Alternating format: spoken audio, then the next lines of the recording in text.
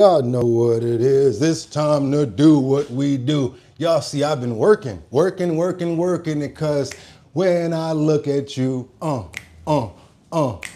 and the world's all right with me, uh, just one look at you. And I know it's gonna be, and I know y'all don't think I'm gonna try to hit that long note, right? Because ain't nobody else but him that can do that. I'm hoping everybody's having a lovely day the way that I am, because it's Friday. Let's get up and have a bright and early day, everybody. I'm smiling. I hope everybody else is happy. I'm so thankful to be here another day, first of all. I already woke up and told the Lord, thank you, I appreciate you. And you know what? Don't even seem to feel like no more problems anymore. Having a little bit of inflammation going on, but guess what? That's even gone. So boy, oh boy, am I happy for another day. I'm hoping everybody is going good. Hoping everything is feeling good. Everybody's feeling as well. Thank you so much, Miss Swanza, for letting me know that my mic sounds nice. Check one. All I'm going to ask you guys to do is keep on coming in. Let me make sure that the video is straight. I want to make sure that you guys can see everything that's going on the screen this Friday morning. I see it's all crazy right there, all loco. So let me go ahead and fix that up so that we all centered and everything. You know how we like to be perfectionists over here at our bottom line. Let's get it going, you guys. Let me go ahead and check that level too. Make sure we're not sinking down. You know, we got to do it the way Batty like it to get that whole screen going in there. That's right, you guys. It's our bottom line time. Just give me one more little second, and I think that we're going to be straight with that right there. I'm going to try to see if I can get over there a little bit more and see what I can do, but it's time to get into the show. You can't play around when it's time to work. It's your boy Boogottinyc, and like I always tell you, y'all could have went anywhere. Fact of the matter that you came here to chill with me for our bottom line this Friday. I appreciate you guys. Come on over. Let's check our time to make sure we good. And y'all just keep on coming in, because y'all know what we got to do right now, right? We got to get those prayers in the air and make sure everybody's covered over here. We got to get those prayers in the air. Hoping everybody's good. Good morning, Jelena. Where were you at? Oh, I ain't see you yesterday, huh? Okay, happy Friday. Hey, we special. How you doing over there too? But guess what we got to do? Let's do it the right way. Come on in, you guys. Let's do it the right way. And we're going to do it like this. I would like to pray today for every single person here. We would like to pray for health. We would like to pray for understanding. We want to pray for respect. Let's pray for community. Can we pray for compromise? That's something that I prayed for. Also want to be able to be calm today and taking the great feelings of being alive. How about that? Also want to pray for love. Also health for you as well as your family and your animals. That's what we're praying for today, you guys. And also, you can add some too. Liberty and justice. You know we're praying for you, 55 Coffee House as well. Miss Swanza, we see you in the building early with Tony Wright and Winter Rising in here. Benjamin Money. How you doing, Benjamin Money? Good morning from Oakland, California. Winter Rising. I see Miss Keisha's here as well. We got to pray for you, Amazing Life 54. Can't forget about We ESPH. I'm going to get that right one day. I'm telling you. Gaia and Elsa. Yahoo! Good morning to you too, Mark Finley. I see 420 John Patrick in the building. 55 Coffee House, Lisa Roy. We got to cover you as well. Sam Champion. Hope work's going well for you. Scooter. Who else we got up in here? Cowboy Baby. Who else we got up in here? Okay, come on. Teddy Marcel. Good morning and God bless you too, my brother Scooter as well. I see we also got Miss Keisha up in here. Miss 55 Coffee House, Lisa Roy. And you know I got to put a special prayer out there right now. For Rebecca Lon Yen Bueno chiming in from Grand Rapids, Michigan. Even though she's not here, I'm still going to put that shout out for her, and I'm praying for her, and we want to pray for her health. Rebecca's going through a lot of stuff right now, you guys, so please, everybody put out a special prayer for Rebecca Lon Yen Bueno. Please remember that. A-Dog as well. Got to get you in here as well. G-Man. Can't forget about Beyond Ether. Thought you was going to get by me. Nah, it wasn't going to happen. Cowboy, I see you here too. Can't forget about Winter Rising, Colessive, Sam Champion, Luigi. Also thinking about Jeffrey, Jordan. Can't forget about Angels Among Us, Liberty and Justice, Sam Champion, Casey Ramos, all of our family. Purrit, I see you too. Miss Keisha, I got you. I got y'all all covered. Trust me, we good today. Hey, wait a minute. And we got to say a prayer for your boy Bugatti NYC. How about that? That'd be cool. Oh, wait a minute. Jelena. Got to make sure that you're in there. Miss Swanza got you. Miss Swanza praying for you as well as your family. Liberty and justice. Amen. Let's do what we do, you guys, because guess what? I think it's almost time to get this going. Let me take a little sip of this power water I got over here, and I'm going to tell you guys what's been going on with the switch from garlic water to ginger in a minute, because that's actually been going. But guess what? I'm ready to go, because they're ready to go. I said it's time to start the show. I hope you're ready, yo. Yo, yo, yo, yo, yo. Oh, yeah. As we wind it up, boo, boo, boo, boo, boo. Wind it up, boo, boo, boo. I said we wind it up. Because it's 6 o'clock somewhere. I think it's 6 o'clock here. So let's go. Boo, boo, boo, boo, boo, boo, boo, boo, boo, boo, boo, boo. Come on, let's start the show. They're ready to go. Come on. It's time to start the show. I keep telling you that's your cue.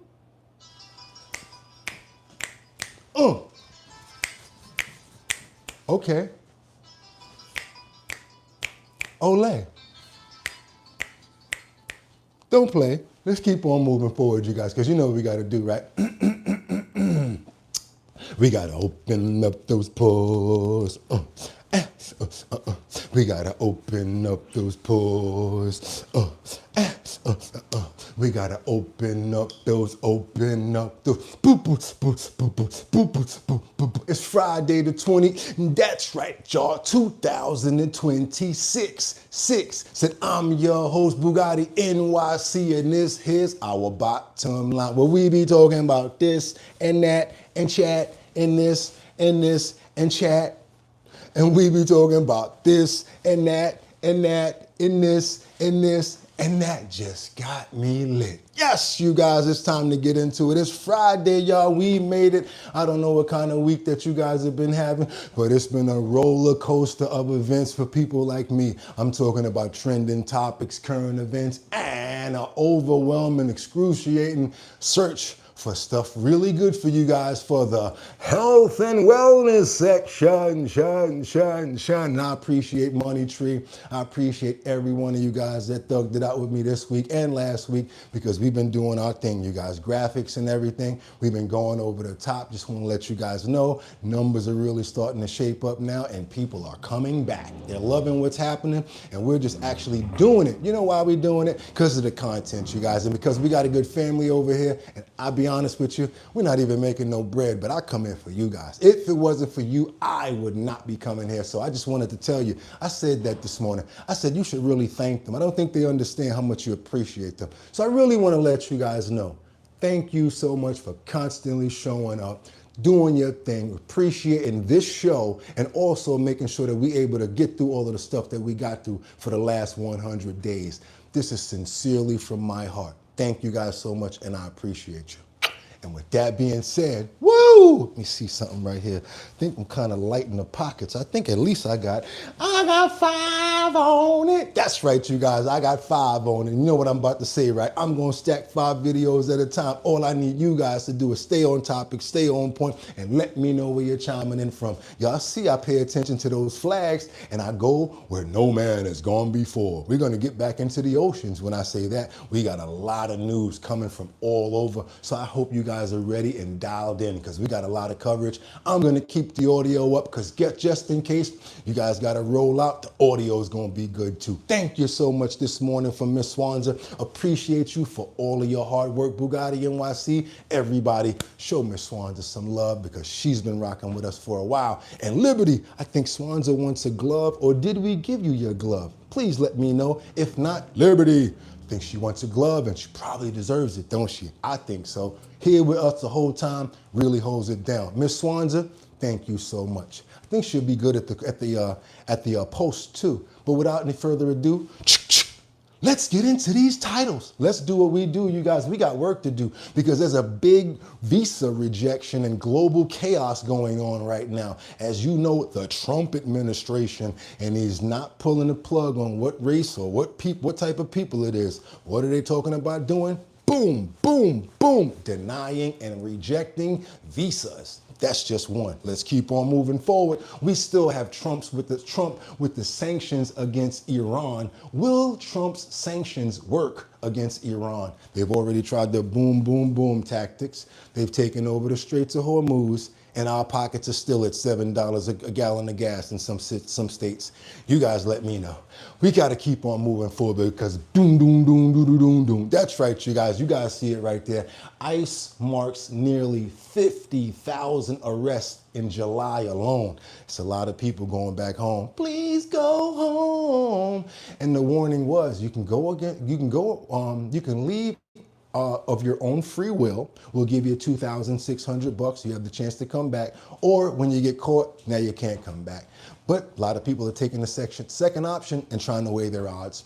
Let's keep on moving forward here because last but not least, you know we have another situation with the Trudeaus over here. The situation in Canada where the Ontario premier is fighting back at Trump over the tariff threats. You guys see what's going on over there with tariffs. It's pretty crazy, but we got much more to go into, you guys, as well. Guess what? Like I said, it's Friday. Hope everybody's happy. And guess what? Trending topics, current events, and the health and wellness section. We got a really good one for you guys today. It's all going to make sense. So I hope you guys are going to hang out. Because guess what? You know what time it is? It's time to grab your your water and your tea and your 55 coffee house. Because guess what? It's time to get it in, you guys. We're going to start it off with where we started yesterday. We got some really serious breaking information coming in from for nearly 50 Americans among 1,300 missing after the floods that devastated Nepal and the border of China. Serious follow-ups that we have going on right now. Mudslides,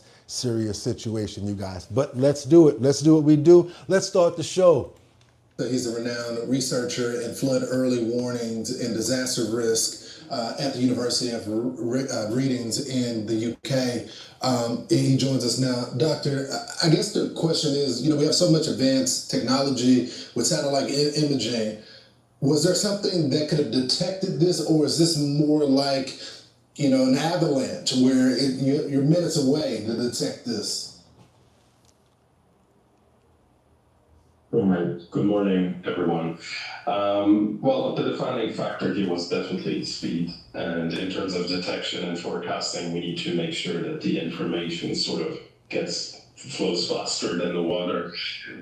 These things can be very difficult to predict. But there are always indicators that can be useful, and in times like these, it's really minutes that count more than hours.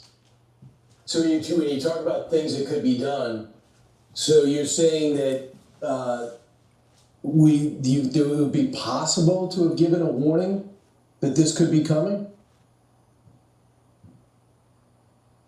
I mean, we've been looking at this for quite a while now. So we know that with climate change, sort of the Himalayas, the environment is very impacted in terms of glacial melt and sort of the change in the vulnerability of an event like this happening.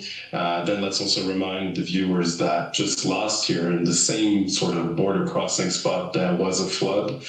So this is an area that is prone to disaster. That doesn't mean that it has to happen necessarily. So there's always information that needs to be exchanged. Difficulty here probably also being the exchange of information, as this happened across two different countries with two different sort of interests, and that will need to be investigated. And he said that there is a definite chance that this will happen again. So it's not like it won't happen. It happened last year, you guys. Let's keep on going. What else we got? Fox News alert, search and rescue teams are racing against time after a catastrophic flash flood tore through towns and valleys along the Nepal-China border. At least 390 people are dead, more than 1,400 people are still unaccounted for, and at least 90 of them are Americans. You might have seen the images on social media, and they are disturbing. People covered head to toe in mud being carried to safety. Entire homes, cars swept away. bridges collapsing under the force of water. So how did this happen? Let's take a look over at the wall. Experts say it was triggered by a massive glacier collapse. It started around 8:37 a.m. yesterday morning. That's when a mass of ice and rock broke loose near the Nepal-China border. China, Nepal. This ice and boulders and debris fell, creating a natural dam at the base of the Lindkola River. Wow. That natural dam eventually gives way after having, for a period of time, built up pressure. Then suddenly a wall of water and debris goes racing downstream, tearing through communities in its path. It leads to the question, and left me wondering, how often does this happen? Well, glacier failures in general are rare, but not unheard of. Between 1900 and 2025, at least 502 glacier failure events have been documented worldwide. That's 228 different glaciers. We did see one just in the last year, the Blatten Glacier collapse in Switzerland. One person was killed in that landslide. But now, with dozens of Americans still missing in Nepal, the White House says finding them is the top priority. Professor of Earth Sciences at the University of Southern California. Oh, boy, yes, y'all. Let's put those prayers in the air for the people in Nepal, as well as, yes, we still got to put those prayers in the air for Americans that are being sought out, being looked for. They're trying to see if they can find the American citizens that were actually over there in Nepal / China. There's so many people that are missing right now, you guys. That's why I wanted to make sure we got enough coverage so that you guys can see it from many different angles. I want to pray for everyone that's over there, whether it's the families, whether it's the people that are actually trapped. We also want to pray for a miracle, you guys, because, you know, natural disasters like that, I mean, it's pretty crazy. So I also want to say, not pretty crazy, but I want to say, you know, it's like it's going to be really hard to find the people. We're going to pray that possible miracles can come out of that, and they actually can find a lot of those people. And from what we saw, we do want to pray for the people that lost their lives. Father God, we ask you that today. Amen.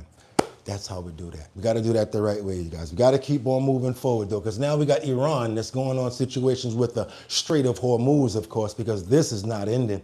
We got situations with the Strait of Hormuz and trying to see what's going on with that, because I'd like to know what's going on with our gas at some point, right? Let's see what's going on with these new images that are actually emerging from Iran, because the situation over there now, as you can see, that the people are suffering now that the roni is now like pennies against the dollar, and the gas prices are up. Watch how backed up it is at the gas station trying to get gas at Iran. Check this out.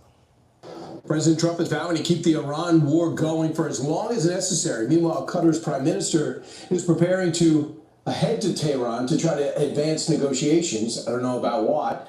Chief Foreign Correspondent Trey Yates is live in Tel Aviv with the very latest. Trey.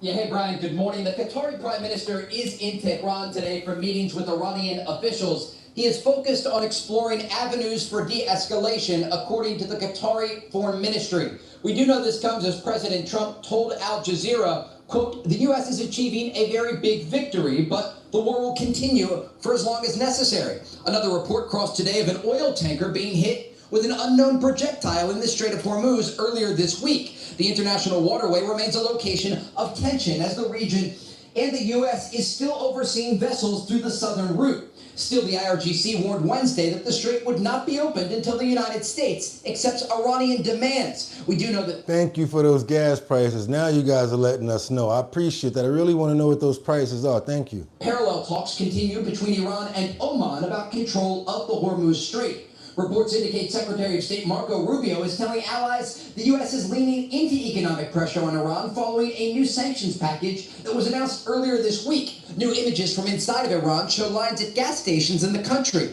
an indication the naval blockade and sanctions are starting to have a tangible effect. Inflation numbers are also rising in Iran as the currency weakens, now holding around 2 million rial to $1 US. This is affecting the entire population of Iran.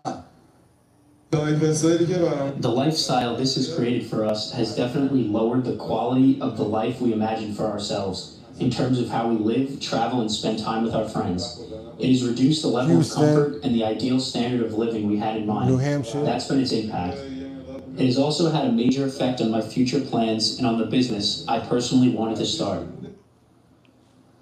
Regional intelligence sources tell Fox News there is growing concern in Tehran among officials there about the possibility of renewed protests inside the country. Let's keep on going, you guys. That's one thing going on over there. I think we done wrapped it up enough on Iran. I think we need to get into this other situation here. You probably don't like him as a person, especially since he hung out with nasty man Jeffrey Epstein, but we still should probably take his advice when it comes down to what's going on with AI. Let's see what the warning is on AI from Bill Gates as he issues a chilling warning saying that the challenges and the risks, the dangers and the risks, he says, is growing in the way that's faster than he expected, meaning AI is learning too fast. And you guys notice we've been reporting a lot of hacking going on, not even by people. It's been the AI programs themselves. They feel it's a big thing to be able to hack into another system like they've achieved a goal. Let's keep on moving forward, you guys. Let's go. See what's going on with Bill Gates and what he says about AI. Bill Gates sounding the alarm over the rapid rise of AI, warning that the technology could transform society in ways that big tech may not be prepared for. Listen. These AIs have gotten dramatically more powerful, even faster than I expected.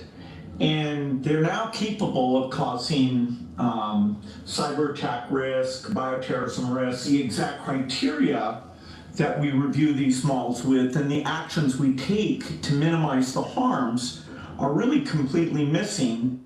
Joining us now is the founder and CEO of Wickard AI and adjunct professor at Washington University Law, Oliver Roberts. Oliver, your reaction to Bill Gates there, specifically whether we are being told the truth as to how truly disruptive AI will be. I do think AI is going to fundamentally change society. These AI labs have said explicitly their goal is to create AGI, which is artificial general intelligence. That's the point at which AI systems can perform all economic tasks better or at the same level as a human. So I do think AI is going to lead to potential job displacement, cybersecurity issues, and many other concerns across all of society. You guys do know what agents are, right? Agents, they're like a copy of yourself. So you don't even have to have a staff anymore. You can actually just have agents that you program to handle certain responsibilities. It's getting crazy out there, you guys. It's getting crazy. AI is the thing. It's like, wait a minute, AI is the beast system. I think so, man, because it might get so smart. And what they're really trying to do with AI now is they're going and they're buying our old books to try to get ways of thinking, as well as the punctuation, the right sort of sentence structure, as well as to try to even outsmart us. They're trying to download the books so AI can read everything, kind of like what they were saying in the Matrix. Yeah, it's all over. Check it out. And yes, we do have that story in today's show. A lot of these tech executives, they sound like the alarm publicly. They say we need regulation, we need safety, but behind the scenes, they're still building these AI models and pushing them out to the public. So I don't necessarily know. And the excuse for that is, well, we got to do it because if we don't, China and our enemies will. If we are hearing the full truth from these AI executives, but all this must be viewed through the lens of the US versus China. China has also very strong AI capabilities. They continue to push out new open source models to the public. And if we're not the ones building this AI technology, China will. So there are negative ramifications, but it's important that the US controls the future of this technology, or our adversaries will. I knew it. We said that a minute ago, buddy. As soon as we said it, you said it right behind us. Yeah, if we don't do it, our adversaries will do it. We got to do it. It's always a good way to do that. Boy, that's some real good selling points right there.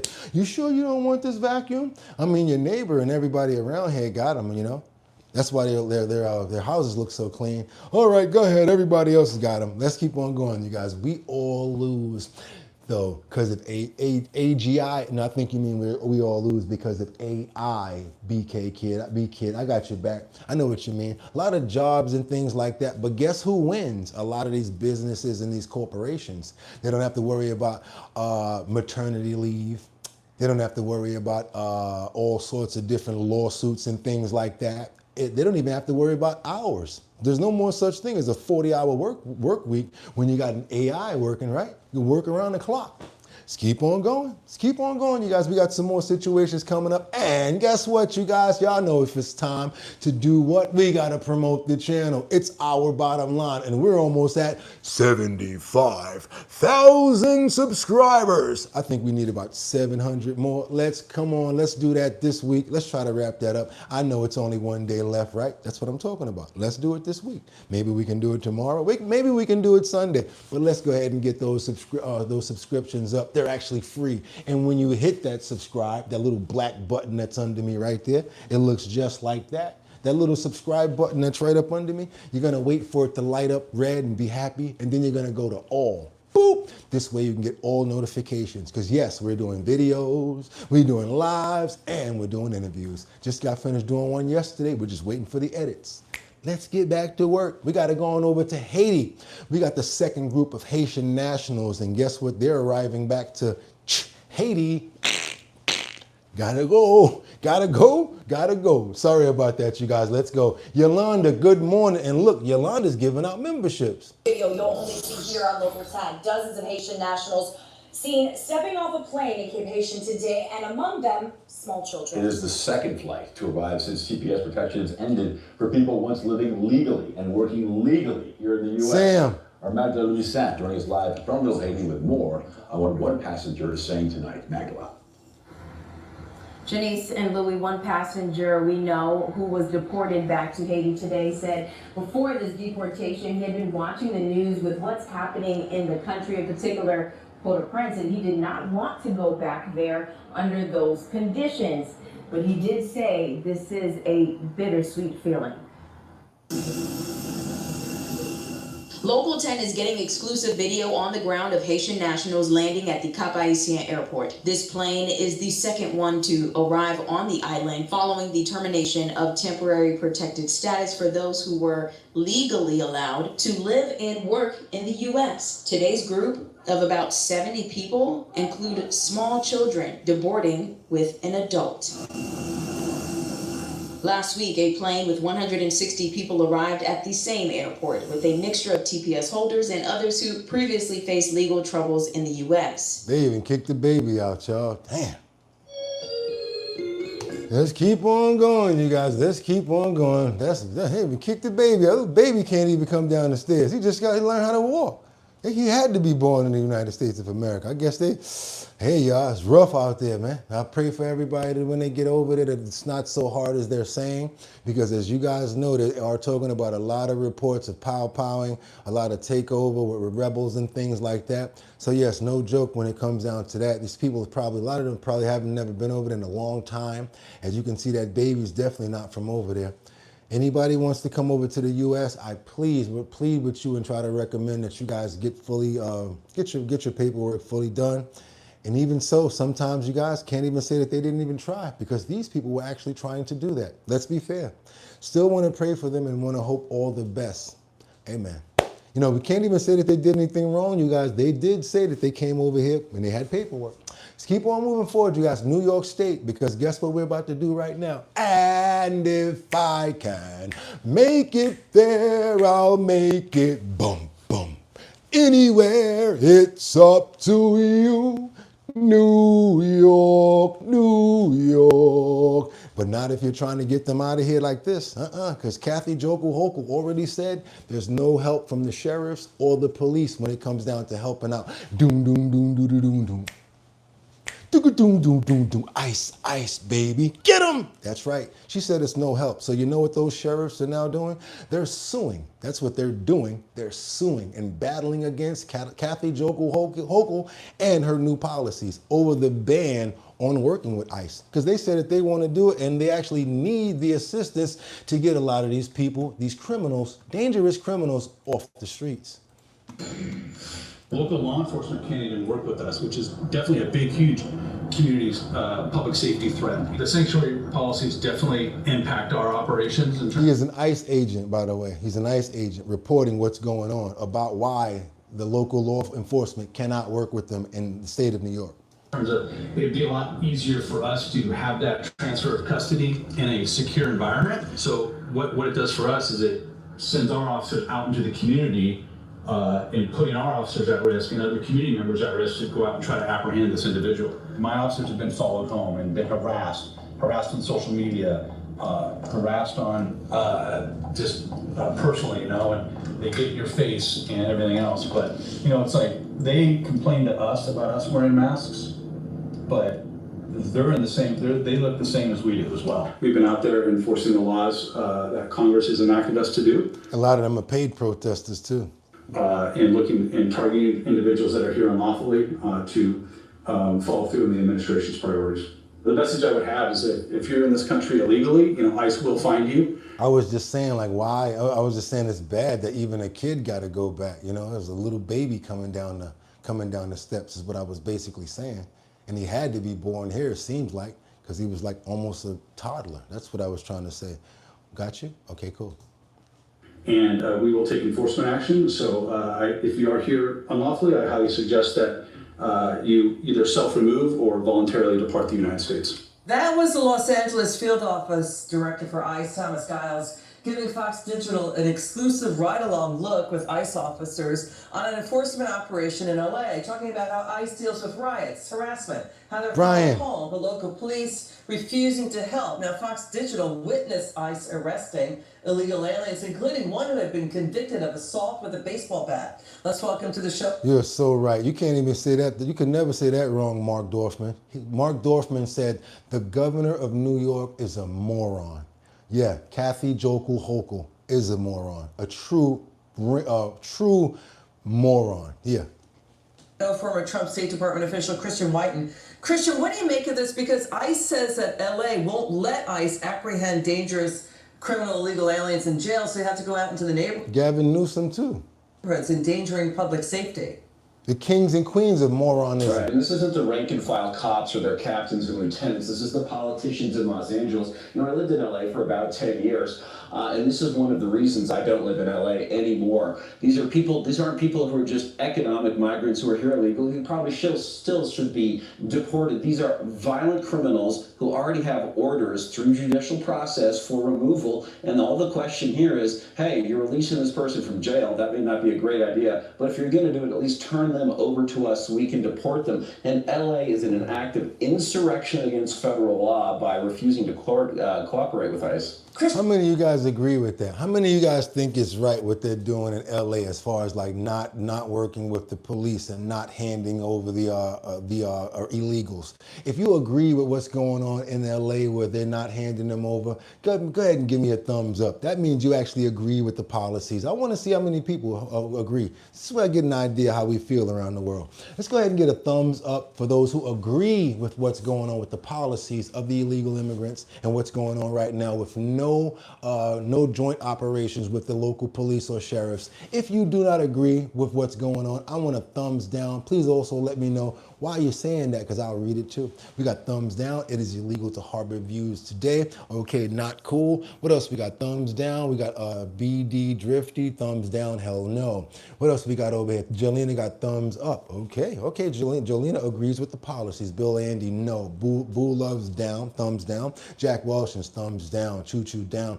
People being here illegally is still targeted and pow so clearly. That's not a standard they're maintaining. Okay, let's keep on thumbs up with JE. We got thumbs up with Ro. Okay, we got it's much more thumbs down. I have to say there's at least about it's got to be like 95 so far right now. Thumbs down are winning. Also, Liberty and Justice says look no further. We cover news from all platforms: ABC, Fox, MSNBC, CNN, and more. We discuss the top current headlines from all news stations daily. Right here, it's on at 6 a.m. on Our Bottom Line. Let's get a little more of this story right here, you guys. Let's get a little more. Sure. Now let's come back here to New York City. We've got more than a dozen sheriffs in New York State and 2 New York counties suing New York Democrat Governor Kathy Hochul to stop her ban on New York law enforcement working with ICE. It's Rensselaer County and Brooklyn. Why wouldn't you want to get them out of here? If you arrested them for something, it's crazy because a lot of times somebody would be in jail and they'd be like, man, I thought I was coming home. And as soon as I walked out, the feds was there to pick me up. But you won't have no, what's the problem? Y'all let the feds come get them, but y'all won't tell ICE what's going on? That's crazy. I don't understand that, especially when depending on what's going on, depending on the crime, it's bananas. Broome County in New York State. They want to work with ICE to get criminals off the street, but Governor Hochul wants to ban the use of local jails as well to toll these illegal aliens for ICE. And she's saying to the sheriffs, you know what, bring it on. What do you That's why I call her Joker. I ain't even giving you no love over here. You ain't nothing but a circus leader, one of those ringleaders in the circus, because she don't know what the hell she's doing. Right up under her, she's got Mom Dami, and right up under that, she's got the other one, Tish, that don't know her ass from her elbow, trying to dilute the numbers in New York City like all of this crime is not going on. Check out what's going on over in Danbury, Connecticut, not too far. Nearly 50 have been detained over there. Doom, doom, doom, doom, doom, doom, doom. They ain't playing in Danbury. That's right, they got 50 of them, and they got a lot of disruptions going on as far as these GANGs. It's the crazy things that they do, you guys. They kind of go to these like real down low neighborhoods and they just try to blend in. The neighborhoods that we would like to live in, comfortable, laid back and all of that. Next thing you got an MS-13 gang leader living up the block. Get the hell up out of here, bro. You don't deserve to live like that. Just get us American out there or a veteran. You know, MS-13 people sneaking around and trying to be in our rural areas, trying to sink low and be clever. I don't appreciate stuff like that. This one here is a little on the fence. I'm a little bit on the fence about though, because we got a situation right here where 50 people have been detained as ICE activity disrupts like school, because you know Danbury and a lot of schools, they're going back to school now. So the ICE agents, they kind of clever, y'all. You know what they doing? Woo, this is some sad stuff. They waiting for the parents to drop the kids off or go pick them up to get them. Let's go, you guys. See what they doing over in Danbury. They playing dirty over here in Danbury. Dirty Danbury. All right, now to one of our top stories this morning, growing concerns about ICE activity in our state after leaders in one city say dozens of people were detained in just the last few days. So officials in Danbury say agents are waiting for parents at bus stops and a daycare center. You report in a Stansfield live there this morning. Waiting for parents at the bus stop. Could you imagine that you go to pick your kid up and come here for a minute? Woo! To explain how this is impacting the start of the school year, Anna. Hey guys, good morning. In the last 24 hours, we've heard from some very angry leaders here in our state, including Danbury's mayor and Governor Ned Lamont. Their message is clear. They want ICE out of this town and out of Connecticut, but they do admit they cannot stop these federal agents. At least 50 people have been detained by ICE in Danbury over the last few days. It's prompted demands for action from leaders across our state. They say they're doing what they can to get ICE out of Connecticut, making calls to federal officials. But protesters in the crowd say it's not enough. They say it's all talk and no action, even cutting the governor off mid-speech. Hey, At the local level, the school district says they're adding some new safety protocols. They say if they see any large law enforcement presence near a school bus stop, they won't drop students off. They'll bring them back to the school where parents can then pick them up. This, as the mayor warns, they won't be able to get ICE out of town immediately. We look for those in power to come in and help. But we are limited on what... Why would you want to get ICE out of town? Probably want to get them to stop doing that, but why would you want to get them out of town altogether? We can do. It's not hot air. That's what's coming out of the governor's mouth. It's coming out of the lieutenant governor's mouth or the congresswoman's mouth. This isn't going to stop tomorrow. We know that. ICE is going to be here tomorrow. ICE is going to be here on Friday. Yeah, they out there. Woo, it's summertime now. I mean, summertime is over now. It's back to school. You know they got to drop those kids off, and you know a lot of them have a lot of kids. Some of them have different schools to drop them off at. Ooh, you guys, it's going down.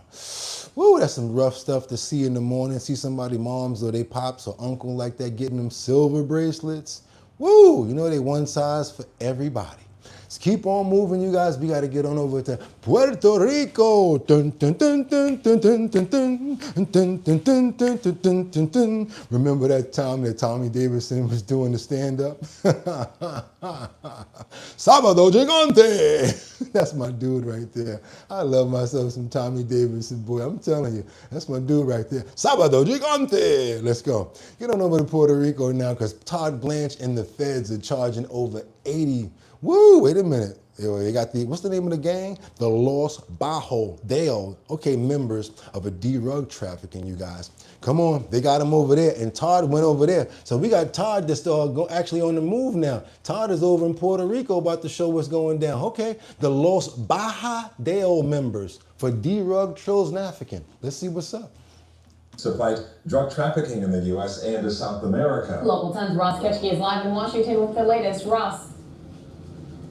Attorney General Todd Blanche says this week the United States military and DEA each carried out operations in Puerto Rico and Ecuador targeting major cartel activity. Those combined leading to more than 100 arrests and millions of dollars of cocaine and other drugs seized by the federal government.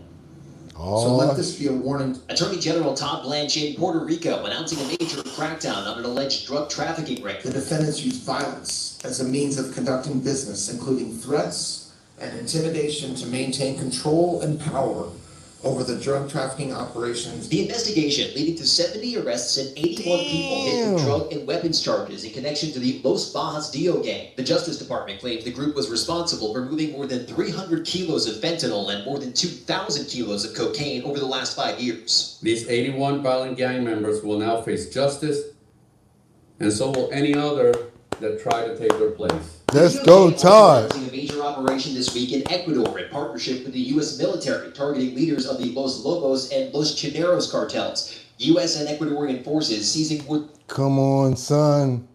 Yo, I'm telling you, Hunter would cry right now. He'd be like, just one drag. Anybody see Ghost?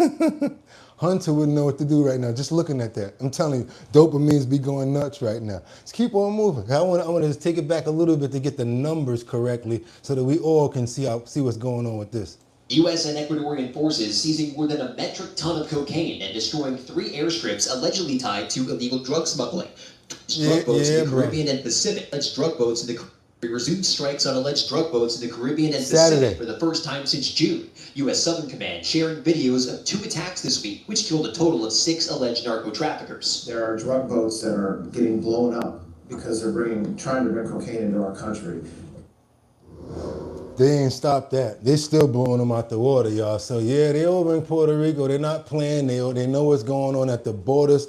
And yeah, Todd doing his thing. Did you hear that, Whiskey? A metric freaking ton. You see that? Look at Daniela. He ain't gonna have none this weekend. The party ain't gonna be going on around the world this weekend. Daniela said, you better try to find something else. Get yourself a burr.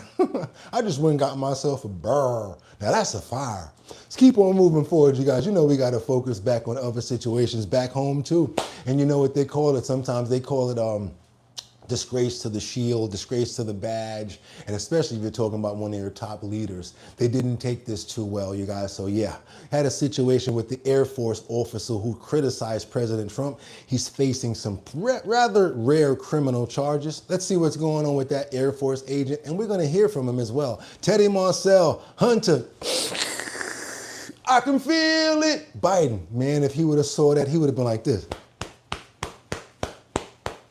I'm gonna see how good you guys are, because it's something that I've never been able to take out of my head ever in life. If anybody here is a Nightmare on Elm Street's fan, you know what I'm talking about. I do believe, because I loved it so much, I was scared to death, Freddie, but it was called Dream Warriors. And there was one of them that was addicted, right? And I think at some point, the pores on the arm was like doing this. Like for the D-rugs, you know what I'm saying? That's what always comes to my mind when I think about that. Like the arms was like trying to suck for the tip of the needle. You guys remember that. But only my Nightmare on Elm Street Dream Warriors fans, if you know that episode, you know what I'm talking about. Only thing that was ever scarier to me was when he was walking down the alley like this, and those things were scraping on the wall. Woo! Couldn't sleep for about a week. That after I saw that movie. Let's keep on going on and see what's going on with this Air Force situation, where this Air Force member said some rather crucial things about President Trump. Let's keep going. For more on the charges against that U.S. airman, we're joined now by CBS News senior national security correspondent Charlie Daggett. I've got to give you your years there, Charlie. Now, we know that there's freedom of speech in the U.S., but for soldiers it's a bit more restricted. What should our viewers make of this case? Yeah, Errol, first of all, it is very rare to see charges like these. Normally, it's a punishment the U.S. military would handle behind closed doors. Major Watson's attorney told CBS News he's charged with 3 violations of Article 88 for alleged contemptuous remarks about President Trump. Watson is the first major in the history of the military to be charged under Article 88. And it's another thing to say it while you're in uniform or to try to say something against the government while you're in uniform. You guys remember he went to the court, held up the sign, and he got arrested for being there. Year-old is also charged with disobeying orders and conduct unbecoming an officer. Watson was first detained on July 1st. That's while he was protesting in uniform on the steps of the Capitol. He was holding a sign that said impeach, convict, remove, obviously referring to President Trump. He was detained again last week after he said this about the president in a CNN interview. Not only is he a failure as president, he is flagrantly violating the Constitution, breaking the law, engaged in rampant corruption, and is killing Americans. Whoa. Now, after his arrest in July, Air Force Secretary Troy Meek wrote on social media he expects every airman to, quote, comply with all laws and policies, government personal conduct, political participation, and the wear of the uniform. Watson's attorney told CNN Monday Watson, quote, stands by the fact that he did this so others didn't have to. I mean, you seen what happened to the guy at the Waffle House the other day, bro. What you gonna expect? They fired the dude for making a Waffle House song. You know they're gonna get mad at you when you're supposed to be out there representing and got that uniform on. Come on now. How do you guys feel about that? Do you think that they were right for that, or do you think that they were wrong for that? Let me know, because some people in the comments are saying he's a patriot. Let's keep on going, you guys. I can feel it. Let's go, you guys. LaGuardia Airport. Let's go. Follow up on the 2-day. Oh, wait a minute. Are we doing a follow up right now? To a 2-day traffic. Oh, yeah. Oh, yeah. I remember this story. I remember. You do too. It was a while ago in LaGuardia Airport where the plane ran into one of those service trucks, and it made a big, and a lot of people got hurt. And then it was like up in the air like an endo, which is like a wheelie. You guys remember that? LaGuardia Airport. We're doing a follow up to 2 air traffic controllers. You know what happened to make it all go this way? They just happened to leave early, and that because the workload was so heavy at that time. There was nobody able at that location to watch those, I guess, to make sure that the truck wasn't moving in the right direction or whatever the case may be. Long story short, they're now looking for these 2 workers and they're trying to fire them because they left early. Long story short. Again, LaGuardia Airport, it's a follow-up to a story that we watched a couple of months ago where the work truck crashed into the airplane as it was taxiing down the runway. I actually do remember this situation here. Let's keep on moving forward. Welcome back into Live Now from Fox. My name is Alexandra Goldberg. It's good to be with you this evening. We're getting developing details on the deadly plane crash at LaGuardia Airport in March. Yeah. The Wall Street Journal first reported that the FAA found that 2 LaGuardia air traffic controllers left work about 1 hour early. Man, talking about getting in trouble for leaving early, right? That's what I was thinking about. Before an Air Canada jet crashed into a Port Authority fire truck. The 2 pilots died in the crash. The Wall Street Journal writes that the FAA is looking to fire the 2 air traffic controllers who left early from their shift. The Journal says, as a result, it left the 2 remaining air traffic controllers without backup to assist with heavy workloads. Gotcha. Taking a look here at the New York Times reporting this as well, 2 air traffic controllers had stepped away early from their post at LaGuardia Airport before a deadly collision in March that killed 2 people. The FAA has taken steps to fire the 2 workers. That's according to people familiar with the investigation. The NTSB's preliminary report confirms that there were 2 controllers on duty, standard for the shift during the time of the collision. The NTSB has not made final conclusions about what role, if any, tower staffing may have played in the collision. The Foundation for Aviation Safety's Randy Klatt joins us now to discuss. What's crazy is I have not seen so many bad things happen since the reports of what's going on with air traffic. Since we've been running out of people to control air traffic and things like that. Ever since that, it's been a lot of stuff with our planes, a lot of stuff with a lot of accidents, people actually running onto the at the tarmac, all sorts of crazy things that's going. I don't understand what's going on now. Less security, and you would think that there's going to be much more security with a lot of things that's going on out here. I don't understand what's going on, you guys. It's like things are going backwards. Whereas when we were children and younger, we just had so much more respect and so much more, integrity towards certain things. Stayed away from certain things. Now it's like, oh, I'm all in your face. Nothing's hidden anymore. What we got over here? This is pretty crazy over here too. Imagine this. Before, like I'm trying to say, another throwback situation. You're on the bus. The stop sign comes down. That means that cars stop going, right? If that's what it's supposed to mean, right?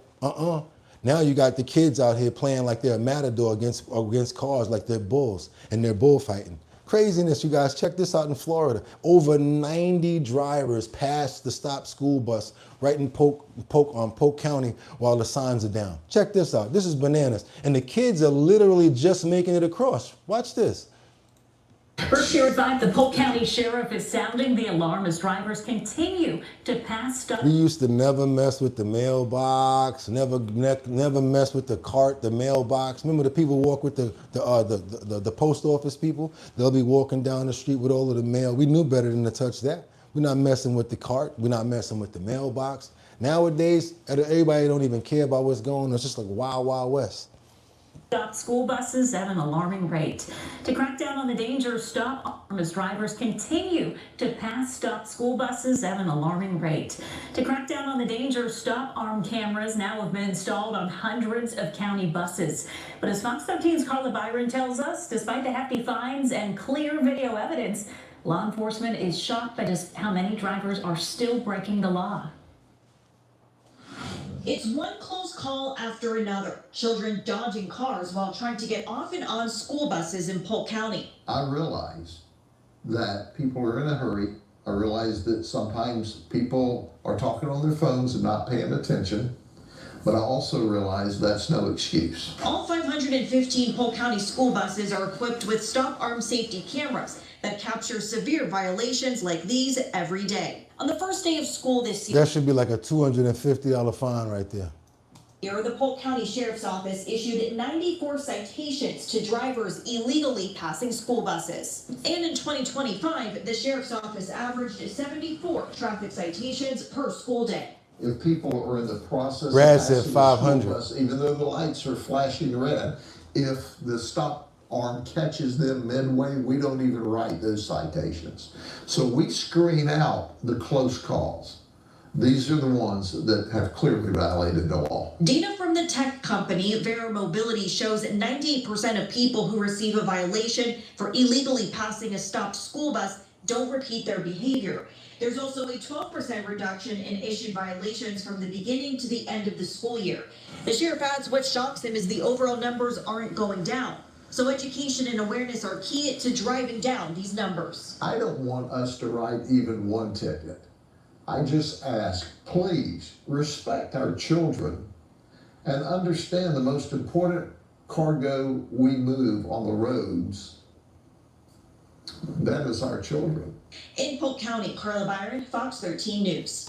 Yeah, you guys, that's crazy. Look at that. That's almost at nighttime, too. That's crazy. They got to be, there's no way you in that much of a rush. And as a driver, as a person, as a human being myself, I would never do it. I'm telling you. I love driving too much anyway. I see a bus, I was like, all right, I'll stop. Make sure all of the kids is on that bus. Make sure that arm goes in, and then I'm good. Y'all can be beeping that beep, beep, beep. I'll be like, yo, bro, you crazy? I might get out and sit on the hood of my car till the kids get in. Yeah, let's keep on moving forward, you guys. I don't know. Let's keep on moving forward, you guys. Let's get on over to Costa Rica. We got a situation over here where they're trying to copy off of the CCOT prisons that they made over there and talking about massive, woo! I don't think that they're going to be having any problems getting anybody in there, boy, because these prisons, they're copying off of that huge one that we saw that them making at the beginning of the year. Check this out. Costa Rica's massive new maximum security prison inspired by CCOT. Check how big this prison is. And no audio, not yet.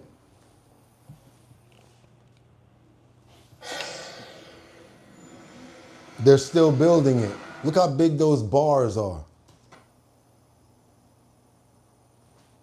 Now that's a prison.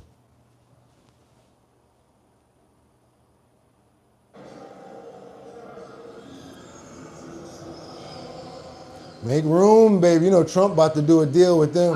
How many can we send? We're going to give y'all the check. You got to deal with Liberia right now. So yeah, look at that. I'm talking about Supermax. They're putting the outside, the gates, the fences. Yeah, cement laying the ground.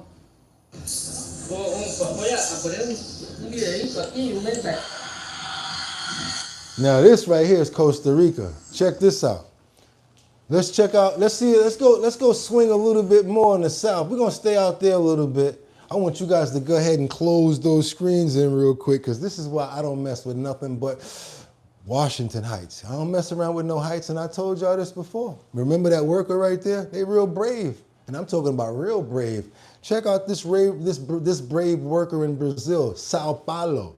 He's a worker. I'm talking about, whoa, they left him dangling on his safety harness. He's a lucky man. He's lucky he was wearing it. Let's go ahead, you guys, check this out. Sao Paulo, Brazil. Let's open up that screen. And yes, that is a man right there hanging and dangling. Check it, check it. Oh, live there, huh?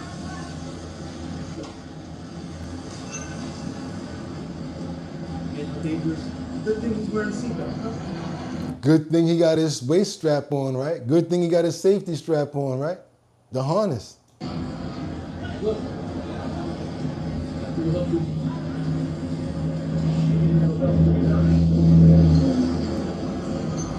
His boy went over there with the tractor like, come on, let me see if I can get you down.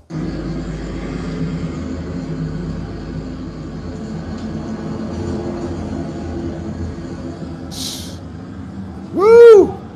I'm good. I'm good.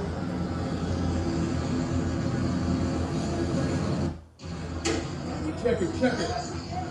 Nah, bro. I don't know. What's the 401k plan for a job like that? What do you think they're getting paid for an hour out there working, you guys? Nah, I'm good. Look at that. What a fuck. I'm good. Yeah, boy. He was lucky, right? God and all the angels was with him. How many of you guys would do that job? By a show of hands. Give me a thumbs up if that seems like the type of work that you would not mind doing. Give me a thumbs up. If you don't think that you'll consider a position like that, go ahead and give me a thumbs down. If you would do it, yes. Thumbs down if it's just not the field for you. See, some of you guys don't even care. Look at We Splash, she don't care. The window cleaner here at my jobs be dangling. Where you work at? Jack, you don't even care. Ramika, no, no, no, no, no. Guy said, I'm not coming to work no more. Cowboy says, nah, I'm good either. Scooter, thumbs down. Dustin, down. Brian King said, hell to the no. Let's get on over here and see what's going on with this situation with the Democrats as they expand. They're trying to do a probe into who else but Jared Kushner. You know, that's my father-in-law, right? Yeah, President Trump, that's my father-in-law. It's probably what he says a lot when he's trying to close those deals, huh? Long story short, you know that Albanian resort that they were doing a lot of pushback? You guys remember we broke that story where Albanians were pretty angry about the Kushners taking over the land. Let's get on into this, you guys, because we got a little bit of conspiracy situation going on over here. And I'm going to say, allegedly.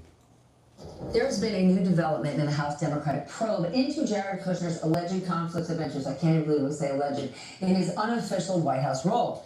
In a letter first shared with MS Now, Congressman Jamie Raskin, the top Democrat on the House Judiciary Committee, says he's got new questions about Kushner's real estate practices, specifically his plans to build a luxury resort in Albania and the allegations that the site was purchased with a fake deed. This is the same project that has drawn weeks and weeks of protests from Albanians. Joining the crew chat, Kevin Fry, Capitol Hill reporter for MS Now. What can you tell us about this thing? Yeah, Steph, look, I mean, they want to know specifically what the communications were between Kushner and the White House and Kushner and the Albanian government about this real estate investment, this goal of setting up this luxury resort. And they also have questions about whether or not Kushner may have, in Raskin's view, violated the Foreign Corrupt Practices Act, which to kind of summarize in the simplest form, makes it unlawful for a U.S. person or company to pay or offer some sort of payment toward a foreign official in order to obtain business. Now, part of that letter, Raskin writes, in part, while acting as our nation's chief negotiator to end several international conflicts created or exacerbated by your father-in-law's administration, you have taken the time to start another fraud-related international incident all by yourself. And this speaks to, of course, as was mentioned, this previous investigation that they announced back in April, looking at his dual roles as both a peace envoy and also the leader of an investment firm that has financial backing from, among other folks, several Middle East nations. Well, at the same time that he's working as a peace envoy on, for example, trying to end the Iran war, trying to end the conflict between Israel and Gaza. Now, I should say that the White House basically says there's no wrongdoing here, that his business work has nothing to do with his diplomatic role. And on top of that, I did reach out to Kushner's folks. They have not gotten back to me about this latest round. But at the same time, Raskin says that Kushner has not cooperated with any of the documents they've been requesting from that earlier investigation. So the question is, would there really be any output right now in relation to this latest round of investigation? But this, at the same time, does, Steph, as you well know, kind of give us some groundwork as to what to expect from Democrats heading into next year, should they win the gavels and with its subpoena power. We know that they, of course, would like to continue this investigation into Kushner, but they have a whole tranche of other things pertaining to Trump that they would like to look into, including Air Force One, the ballroom, his crypto deals. The list goes on. And they're trying to impeach him too. Yep, they're trying to impeach. So if they get in there, you guys, woo, it's going down. Y'all better get out there if you guys want to vote. Make sure that your vote is counted. And also make sure that your vote is counted here. All you got to do is double tap that screen to get those likes up. And if you have not subscribed, what are you waiting for? We're on our way to 75,000 subscribers. Let's keep on moving forward, you guys, because we got to get on over to China. Let's get on over to China. We got some Chinese-sponsored hackers that breach U.S. agencies, and the net worth is pretty crazy, guys. They infiltrated. They've been doing this for years when it comes down to hackers and coming from out of China, trying to infiltrate to get information, U.S. secrets and things like that. It's like we're always at war, but it's kind of like different types of wars. See what's going on in China, you guys, when it comes down to these hackers and what they've already managed to do. The U.S. announcing today Chinese state-sponsored hackers allegedly infiltrated U.S. government networks. That includes the Justice Department, NASA, Federal Reserve, and the Senate before having the web domains linked to their cyber group shut down. The National News Desk, Jeff Harris joining us. That is quite the list, Jeff. You've been digging into the details about these hackers, which according to an FBI affidavit, we should note, have been breaching networks for years. Tell us more. So the Justice Department and FBI announcing just today that the seizure of multiple domains linked to Chinese state-sponsored hacking group QTFY, an FBI special agent writing in this newly released affidavit that since 2018, the group had succeeded in breaching multiple networks, including at the DOJ, HHS, and Department of Energy. Why would they want to do something like that if they wasn't trying to set something or plan something up? Or whenever they want to strike, they already know that they can do it. They're already in our mix, you guys. It's crazy.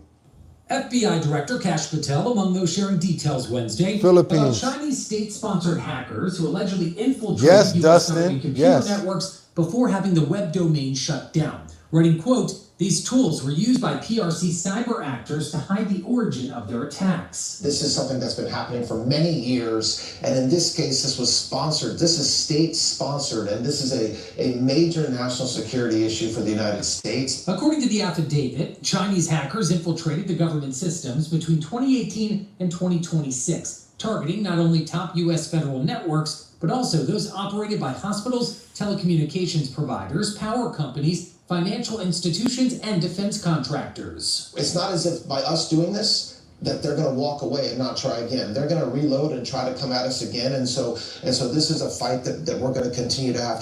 The affidavit reading, QTFY sold access to its computer hacking services, known as QScan and QT Router, to the Chinese Ministry of State Security and People's Liberation Army via a private company. QTFY actors and their customers were then able to use QScam to automatically scan and exploit thousands of devices worldwide. But the level of access gained ranged according to... That's why I'm scared of these devices made by China, all these chips and all of this stuff. All they gotta do is drop one thing in there, put something in it, all of that DJI stuff. That's why the government said that they were gonna crack down on all of the drone companies because it gets all of the mapping, and a lot of people don't understand that. When these apps and these devices, they want your location and your coordinates, they get the land, they get the map, they get the layout. So they actually have that. They put it together like a puzzle piece, and now they got the entire layout of what the land actually looks like. Not like they can't go on Google Earth and things like that as well, but that's exactly what they can always do. The same way you always heard back in the days, if these such and such ever wanted to do anything, all they had to do was shut down the 7-Elevens. Now figure out what I mean by such and suches. Keep on moving forward, you guys, because we got some real quick other stuff coming in. They're calling this scam, so it looks like the Republicans, that's what they're saying, not me, because I'm not part of a party. It looks like the Republicans are pulling out all of the stops. Trump is actually saying use his image, his name, his likeness, because it's definitely going to be a real shutdown situation for the next 2 years if the Democrats get in the House and they do what they have to do. So keep on moving forward, you guys. Do you believe this? Do you think that everybody needs to get out there and vote and push? A lot of stuff going on in the small areas and the small parts of the nation where Democrats are being elected. So this could be an idea to let you know what could possibly be. And what if he doesn't even have to be taken out? What if he can just be silenced or slowed down for the next 2 years? Just keep on moving forward, you guys. Let's go. We are 68 days out from the midterm elections. Republicans in full campaign mode as they work to keep or expand their slim majorities in the House and the Senate. President Trump and Vice President J.D. Vance will keynote the first ever Republican midterm convention in 2 weeks in Dallas, Texas. Vice President Vance will speak on the first night with President Trump closing out the event. Democrats are leading the GOP in multiple generic ballot polls and favoring the left on the economy. Joining me now is West Virginia Congressman Riley Moore. Congressman, do you think that this is going to help turn out Republican voters? I mean, there are reports that President Trump is saying, put me in your advertisements. It is time to get voters, Republican voters, to get motivated and get them to turn out. Or the president's agenda, let's be honest, would be stopped for 2 years. Yeah, Cheryl, thanks so much for having me on. I think this midterm convention is a really unique opportunity. We've never seen something like this before to really reiterate the case of why we must retain control of unified government as the Republican Party, and then also lay out the case, very plainly put, kind of common sense versus crazy, what that alternative is. We've never seen a midterm convention like this before. So I think this does give us the ability to be able to restate the case to our base of why you have to come out and vote, because this is going to be a question of turnout. Obviously, we've seen the DSA and the left-wing lunatics are very activated. They are coming out to vote. We need our base to come out to vote. And I think this midterm convention is going to put us in a really unique opportunity to be able to restate that case and bring our voters to the polls. Got to be honest with you guys, I never thought about something like this possibly happening. Normally it's like, all right, they serve out their term, whatever the case may be, but now it's a little bit different because now there can be an interruption in the second part of the term. Let's keep on moving forward, you guys. Let's go. Let's get it. What we got going on over here? Convicted? Woo! Yeah, let's get into this right here because one of the Pennsylvania's accused, I could actually say he's a S offender. I don't have to say accused. Remember this name? Jerry Sandusky. He's due back in court next month. And as an accuser is actually expected to recant their testimony. That's right. One of the accusers is planning on recanting their testimony. See what's going on with this, you guys. Let's go. Development in the case of convicted sex abuser and former Penn State football coach Jerry Sandusky. ABC News has learned that one of his accusers, known as Victim 10, during the trial is expected to recant his testimony at a hearing next month. The now 82-year-old Sandusky was convicted back in 2012 on 45 counts of sexually abusing boys over a 15-year period. Sandusky is currently serving a 30 to 60-year prison term. Let's get right to our chief investigative correspondent, Aaron Katursky. So what more are we learning, Aaron? Well, it's scheduled for September 8th, Kira, and we know that at this hearing, Jerry Sandusky is expected to be there. So is one of the prosecutors who was then with the Pennsylvania Attorney General's office. And so is this victim number 10, who was one of the young men who testified that Jerry Sandusky abused him during that period of more than a decade when he was found to have abused as many as 10 boys. Now this victim appears to be preparing to recant that testimony and tell the judge that Sandusky maybe didn't abuse him, at least not the way that he said at trial. So do we know what may have led to this reversal of testimony? We only know there was a sworn affidavit submitted by victim 10 where he said that at first, when he was first interviewed by the Pennsylvania State Police about Sandusky, he didn't really recall being abused the way maybe others had suggested. And it appears that he has come to believe his testimony was either coerced or he was sort of coached into what to say, or came to believe under persistent prodding and questioning by investigators that he was abused. But looking back on it now, all of these years later, that he now believes something else and is. Okay, so he may recant what he said before. You guys, you never know. You think all of them might do that? You think that there was a lot of coercion going on? That'd be a really big conspiracy, huh? We're going to find out, because we're going to keep on following up the way that we do here every single day on your show, Our Bottom Line. Now let's go ahead and give me all the money in your pockets. Oh yeah, snap it to a Slim Jim. Or you can just double tap that screen, get those likes up. It still does something, even though not too much. We appreciate Cash Apps as well. It's Boogottinyc, BOOGOTTI-NYC. You guys know the first of the month is right around the corner.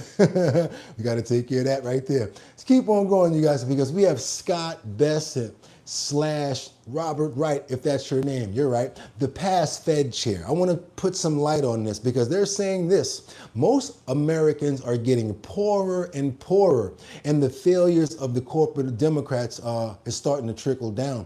I gotta say, I don't want to put it on any party, but I do think that a lot of Americans don't have any savings, because it seems like every dollar we get has got to go to some inflated thing that we weren't paying that much for before. It should be, let's say, I think it was actually 3 weeks pay for rent in some places, believe it or not, in that 1 week would try to get you over. Now it's all 4 weeks, and you got to do something else. You need like 5 jobs now. You got to literally be a hayman to stay alive nowadays. Let's keep on moving forward and see what's going on with these Americans, and people are saying what's going on with our financials out here. Secretary Scott Bessent declared a new economic war against Iran in what the White House described as economic D-Day. While Bessent's focus this week has been on Iran and the bond market, earlier this month he publicly attacked our next guest, former Labor Secretary Robert Reich. The spat was over the rising price of Big Macs at McDonald's and the state of the economy.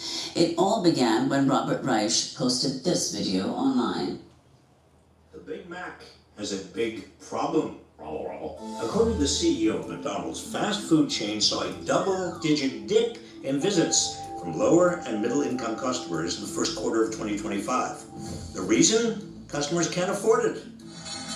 While the stock market is riding high and the Trump administration is slashing taxes for corporations and the rich, nothing is trickling down to everyday Americans. What we see is it's really kind of a two-tier economy.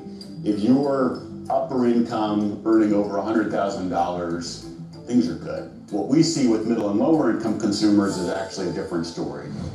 That last voice was the CEO of McDonald's, Chris Kempinski. I mean, she's just so, just the, it reminds me of like Uncle Festerish with long hair. I get you guys what you mean about the eyebrows, but it was just something about, she has a real strong voice though, gotta be honest with that. Really good pronunciation. Well, Treasury Secretary Scott Bessent took issue with Robert Reich's video and posted a message online that read in part, quote, "McDonald's problem is called Burger King, Professor. Besant went on to suggest the University of California, Berkeley should fire Reich. Besant's comment came shortly after he appeared on CNBC and said the economy is shifting. So we are starting to see, I got sick of hearing about this K-shaped economy. I can say here definitively, the K-shaped economy is over. Robert Reich joins us now. He's Professor Emeritus of Public Policy at Berkeley University. No, Robert, thanks enough. We only take 2 minutes and you already spoke already, so we know what you said. We ain't doing a whole episode with you. We're going to get up to some more inflated situations going on right now. Because I keep on telling people like New York, California, and certain places like that, we're like forecast cities and states. Meaning they try to see what happens with us and they run a pilot to be like, if they're willing to do that for New York, why don't we adapt the same thing? Just follow the same thing and put our name on it. All right, so New Jersey, what are they planning on doing? New York got Mom Dommy raising taxes and raising money on the owners. And now we got New Jersey that's following in New York City's footsteps because Jersey City just approved a 15.5% property tax hike. 15.5%, that's a lot of dough right there, you guys. That's a lot of dough. See what's going on in New Jersey. Good morning there, Vanessa and Hazel. Yeah, this tax hike has people up in arms. I'm telling you, there's been a lot of development here in Jersey City. People flocking from all over to move here. It is a beautiful town. But those who oppose it say no way. People showed up last night to the council meeting to make it very clear they were upset about that decision. Now, the property hike to more than 15% is a tough reality for people who live here. Council members say Jersey City was in such a deep financial hole that the other option would have cost taxpayers even more money. To help offset the budget gap, the state is stepping in with a $105 million loan and a $15 million grant.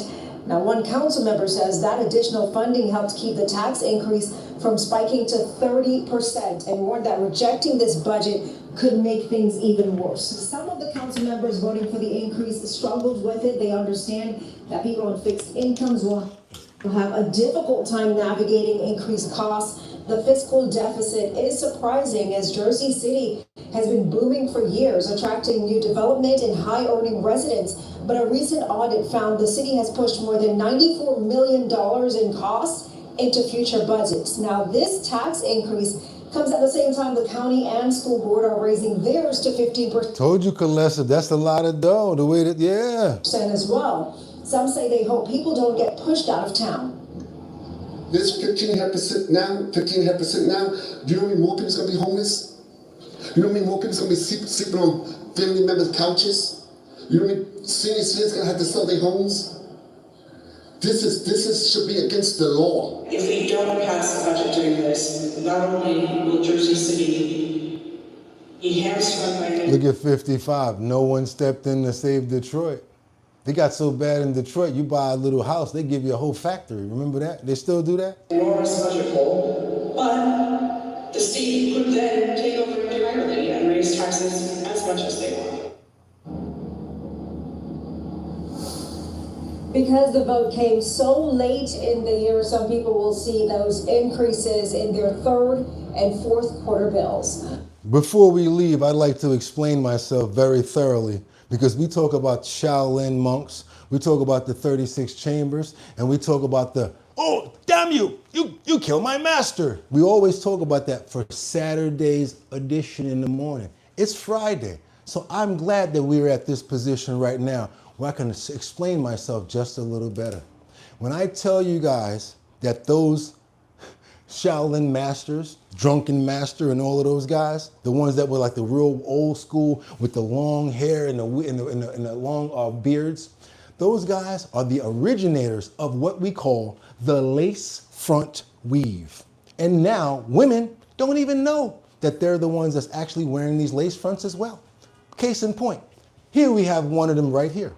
This is probably one of the best new styles that they have in the lace front division. This style here has it where the material is almost the same color, if you guys can see, as her actual what do we call it? Her scalp, right? So you guys can see the skin over here. We've got the lace front working right there, because there's no way in the world that this is your hair, and we believe you. We know the difference now. So anytime you see the Shaolin monks, hey, damn you, you killed my master. Only difference between this is they have their top part up in a bun and the rest of the part is going down. Those are the 36 Chambers Masters. Remember, anytime you see this with all of that clean, no hairline and all of that, all of the rest of her real hair is glued down under the inside of maybe a stocking cap or something like that. Now, we're not trying to hate. Don't try to say I call out my sisters or whatever like that, because y'all know how I get down. Everybody gets it, but it's Friday. Tomorrow's Saturday. Our Saturday edition, we always talk about the Shaolin monks. I thought we needed necessary to explain. Anybody want to chime in on that? Please feel free to do so in the comments. Now we can keep on moving forward, you guys. Let's keep on moving forward. Boo-boo, take that out of your head, man, because by the time you get about 40, 50, you're going to have to wear it.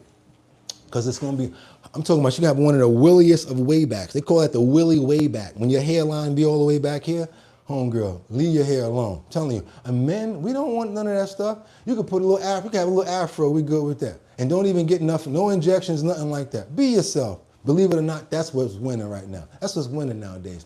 Let's keep on. I got bald spots and everything. Exactly. Not only that, I'll color my face and everything, especially when I do it on here. I ain't gonna lie. I'm toe up from the floor up too. But I tell the truth about it. And that there, I would never do nothing like that. If my hair get that bad, y'all gonna see me up in there with a baldy. Yo, Bugatti, what happened to the waves? Couldn't fake it no more, y'all. Couldn't fake it. Let's keep on going now, because these two brothers can't fake it either. Talking about the Tate brothers, Andrew and Tristan Tate. Got somebody in the comments that's mad about them. We got a defender of the weaves in the comments. You know how they be like, back in the day, it used to be a thing where they be like, oh, leave me alone, I ain't got no weave. Now it's the main thing. Like, what's the big thing about that? Yeah, you have a hat helmet on. Need to take that off. I mean, some people just don't really prefer it. And people like me that have been around it for a long time, have a girlfriend, and you know what I'm saying, you in the bed laying down after y'all go to bed. Next thing you know, you gotta be like, anywhere you go to work, got hair all over you. You got a dog? What, you got a Malamute? Nah, man, that's my girl's weave shedding. Let's keep on going, you guys, because the Tate brothers right now, Andrew and Tristan Tate, are appealing to try to get out of a Miami federal court, you guys. And you know, they got a really bad history with them, the way that they go on YouTube and they're very misogynistic and they try to play up to people and things like that. So actually the judge and the people at the prosecutors are actually using that against them right now. I don't know if it validates it, but we're going to see right now, because they actually got up and tried to stand up and defend themselves. I don't think it worked, though. Let's see what their lawyer has to say. Let's keep on moving forward, you guys, and get into what the Tate brothers are having to say when they're trying to get themselves out of prison in Miami to actually go to court to try to fight a life sentence in Romania. Let's keep going, you guys.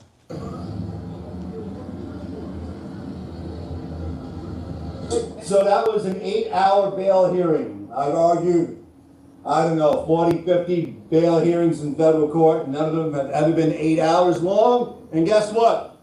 We're not done yet. The judge has some questions. Wait for that to pass. The judge has some questions about what will happen if Andrew and Tristan Tate are deprived of their opportunity to go to the Romanian proceedings. The answer, as far as I understand it, is that they'll be convicted in absentia and they'll face life in prison. That is about as special and as important and as unjust as it gets in any situation. We had other attorneys that were on at the podium making arguments all day, but most importantly of all is what we maintained, and what we maintained was the element of surprise. Now, I can't say that we knew 100% if Andrew and Tristan were going to testify, but they did testify. They testified, and that is highly unusual in one of these cases. That is highly unusual when you have criminal exposure in another country, never mind two countries. Men don't get up in front of extradition courts and testify on a regular basis. Well, it's meaningful participation in the process, right? We want our guys out so we can show up to them and speak to them in private. Another crazy thing. Folks, pull a transcript from today, because I've been saying this for weeks and people didn't believe me. The prosecutor said, yeah, the attorneys meet in the rooms with cameras. So what? So what? Oh, we're not recording them. Trust us. I'm sorry, I don't trust you. You just told me it was okay for me to suffer, and I should be thankful for being able to sweep a floor. Yes, Master, thank you very much, Master. No, I don't think so. I'm not going to trust you. What I'm going to do is I'm going to go, why the hell is that camera there in an attorney-client privilege situation? The very presence of which discourages the free information of the free exchange of information and privileged talk.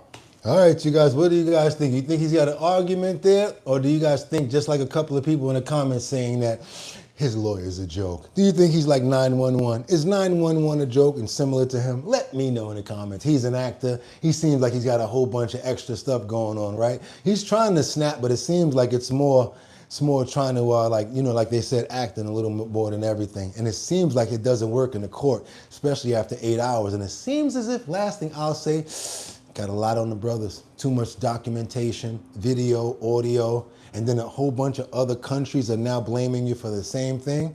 I don't know, you guys. They got a rough fight on their hands. Let's keep on moving on over to Ohio. You guys see it right there. You know, at funerals, it happens where people get angry. All sorts of things happen at birthdays, barbecues, but you would never expect for somebody to get the fisticuffs at a wedding. Come on, Ohio, you serious? Massive brawl was caught on this lady's live camera over here in Ohio, you guys.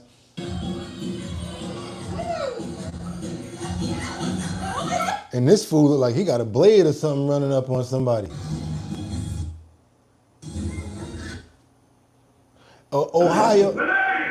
An Ohio wedding descended into chaos when a group of brothers allegedly attacked the guests, sparking a brawl between two families.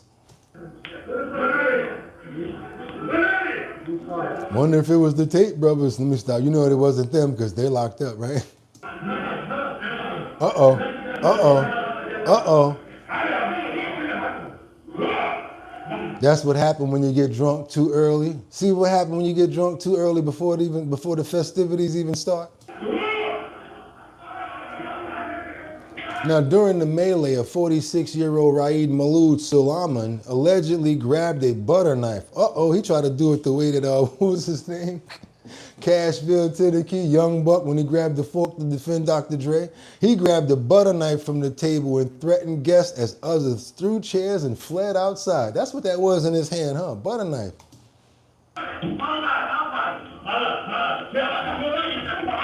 Get away from me or I'm going to spread you like some butter,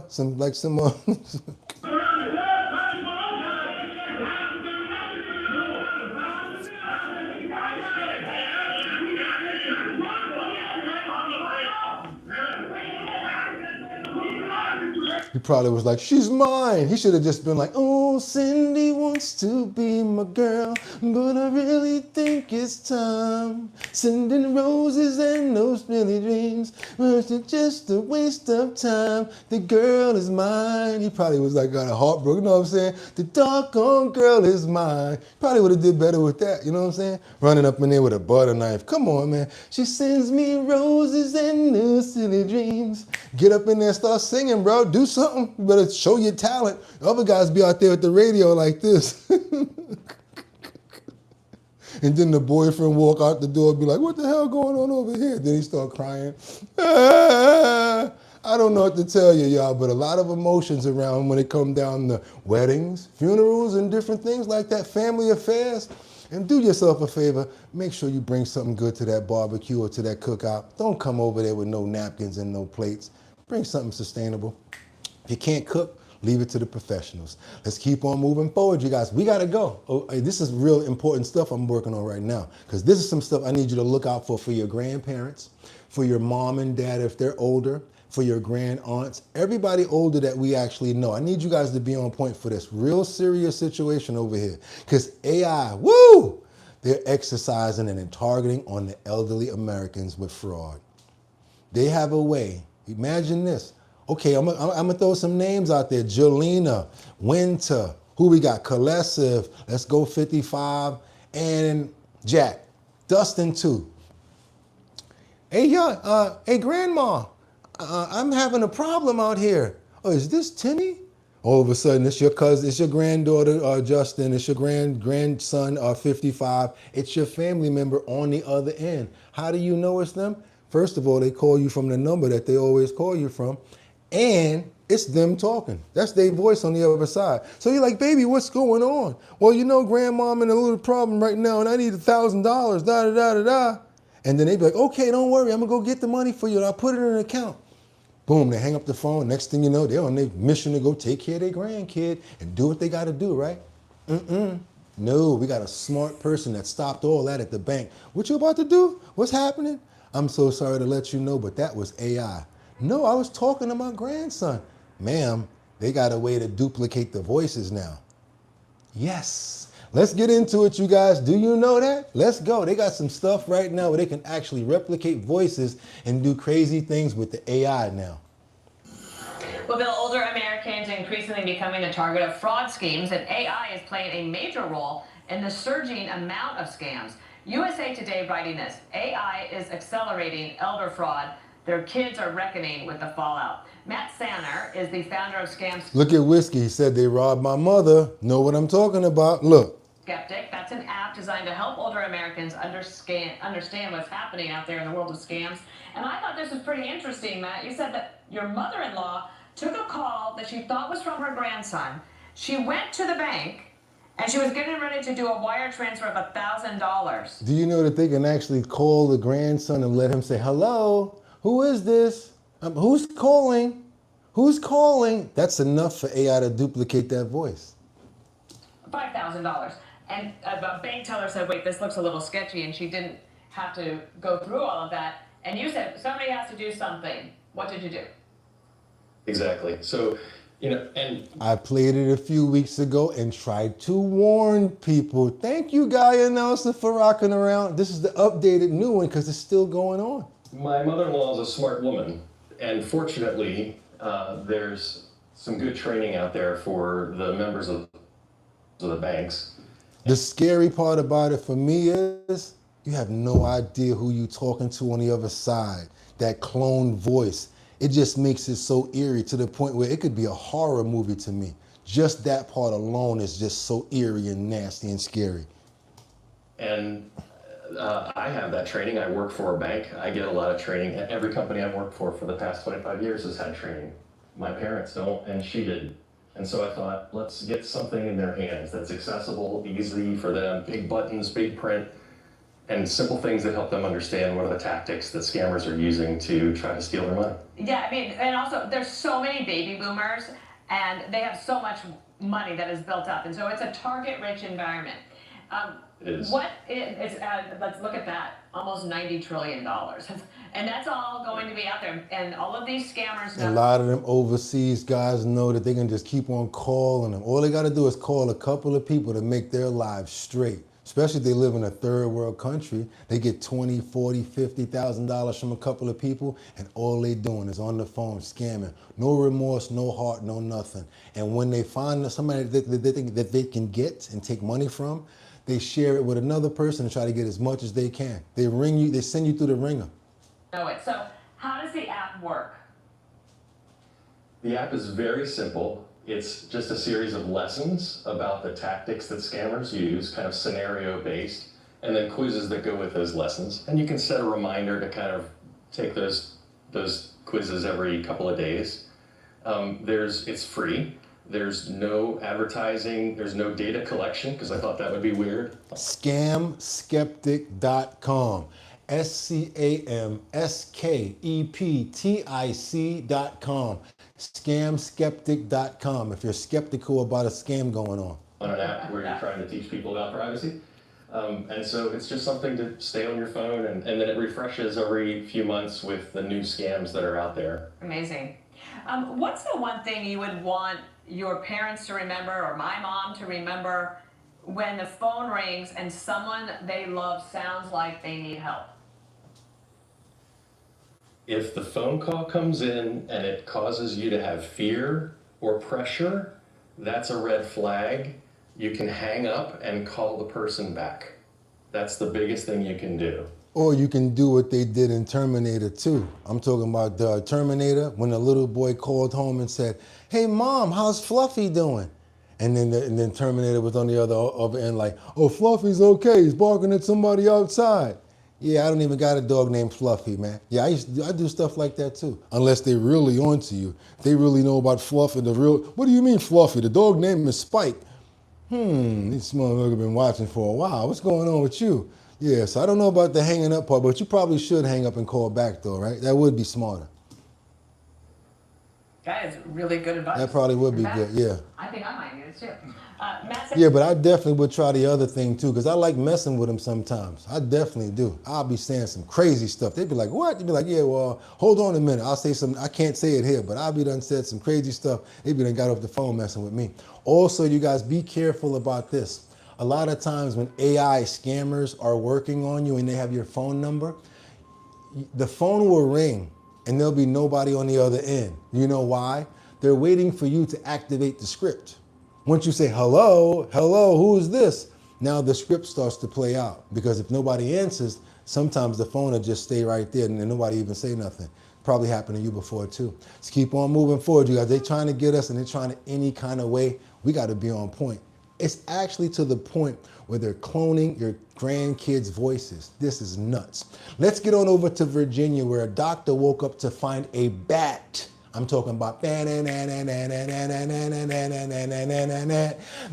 the mouth. That's right, you guys. I hope you haven't had breakfast yet. So yes, a doctor woke up to find a bat, eek, eek, eek, trying to get into her mouth while she was sleeping. Let's see what's going on with this craziness right here. Something that I told you, nowadays, you can just make it up in your head and it's gonna happen. Let's go on over to Chicago, guys. Let's go. Warning that this next story is a nightmare come true. I hope we're hitting you before dinner time, because a Richmond, Virginia gastroenterologist woke up one morning to find a bat in her mouth. I screamed, and I was screaming repeatedly something to the extent of like, "There's a bat in my mouth, the bat's trying to get in my mouth." That feels right. Dr. Krista Edelman did some quick research. She found that instead of trying to kill that bat, she should try to catch it so it can be tested for rabies. She was able to catch it and then went straight to the ER. If you wake up in a room with a bat in your room or in your kid's room or in your house, you kind of have to assume the worst. Bat teeth are very small and you don't know if you've been bitten or not. And with rabies being essentially fatal, they need to be treated. Dr. Edelman learned the bat that tried to get into her mouth tested negative for rabies. Still, she's sharing her story in case anyone else finds themselves in this incredibly unfortunate situation. Warning that... You got somebody in the comments that says, "And don't kill the bat. Don't kill the bat," right? You guys said don't kill it. Was the bat thirsty? Don't kill the bat. Sorry, but I would not have survived. Oh, Miss Keisha said I had a bat in my house. Remember Cujo? Oh yeah. I'm glad I don't breakfast because 3 p.m. Yeah, that's crazy, right? Right there. Somebody said, "I'm sorry, but I would have not survived that one." You'd have been running through that house.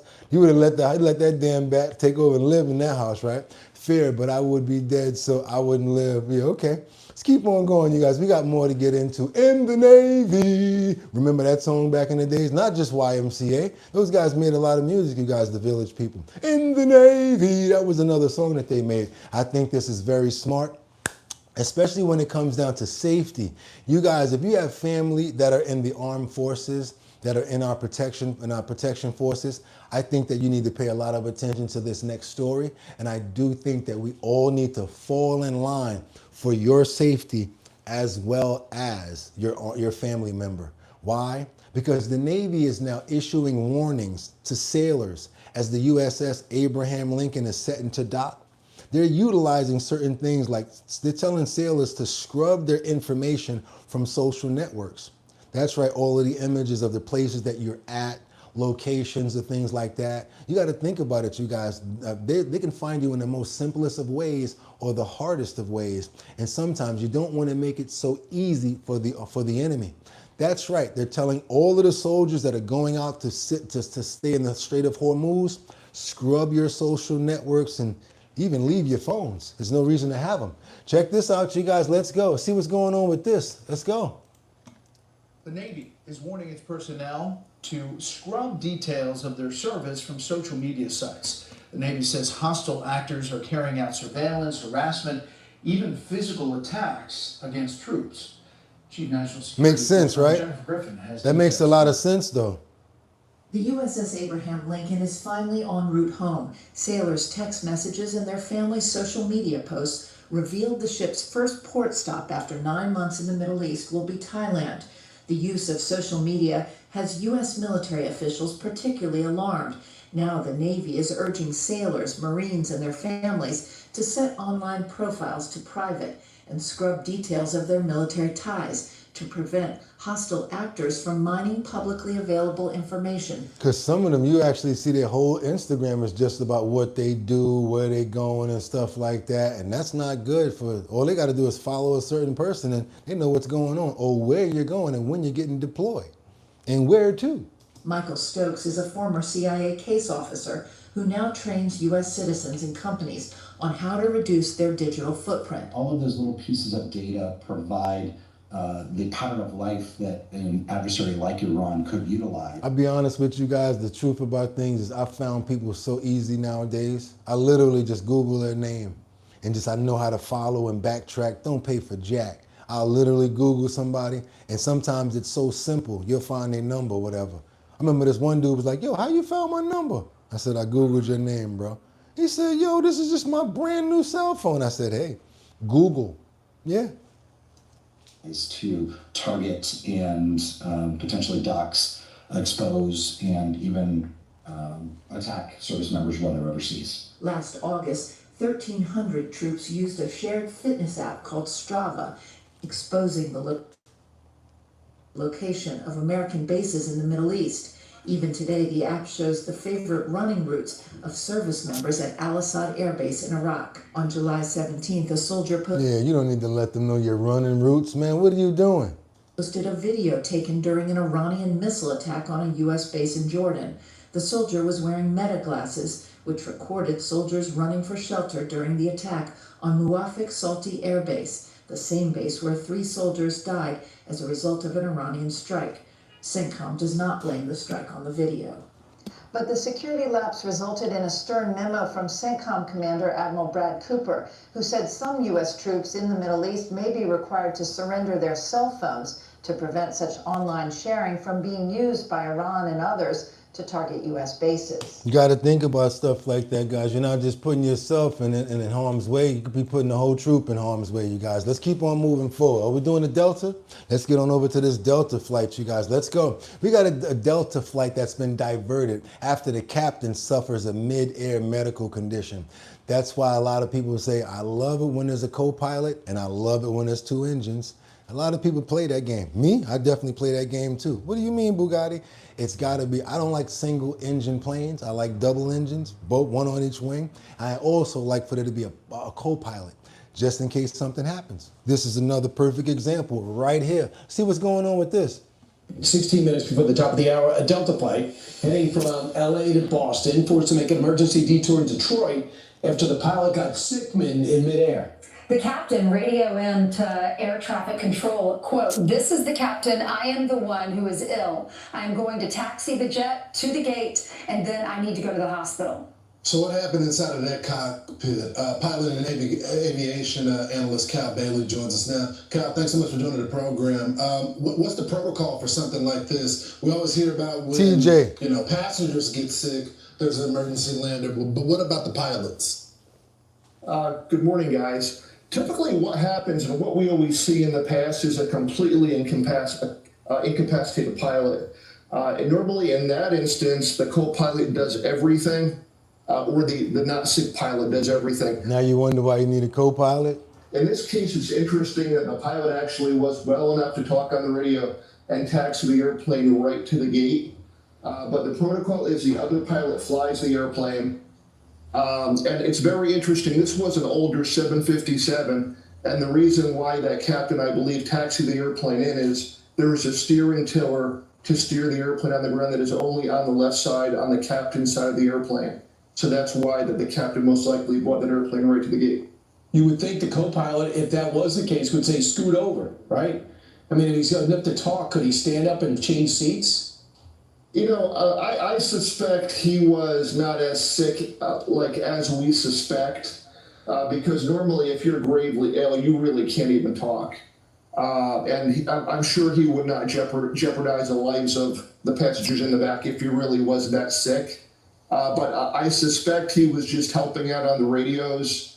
And also what they do a lot, if they know there are other commercial airline pilots in the back of the airplane, say, getting to or from work, they might actually ask the pilots to come up and kind of help on the radios. But I don't really believe the captain was as sick, I should say as sick as we think, to be talking on the radio and to be taxiing the airplane all the way into the gate. Okay, they must have had a good, must have had a good Iceman. I'm sorry, you guys, because you know our favorite song, Highway to the Danger Zone. Must have had a good one. Maverick and Iceman. You know why they called him Iceman? Because he was cold as ice in harrowing situations. Let's keep on moving forward, you guys. Let's get on over to Florida. How many of you guys are believing in this mass exodus? That's right. There's a lot of CEOs, real estate agents. A lot of people are diversifying and wrapping up, breaking it down and packing up and leaving cities like New York and Los Angeles. Massive exodus are happening, especially after Mamdani and his billboards and trying to go after everybody, right? See what's going on with this. How many people are actually leaving? What's Florida looking like? We're going to find out from a CEO right now. See what's happening in Florida right now and why everybody wants to go to the Sunshine State, right?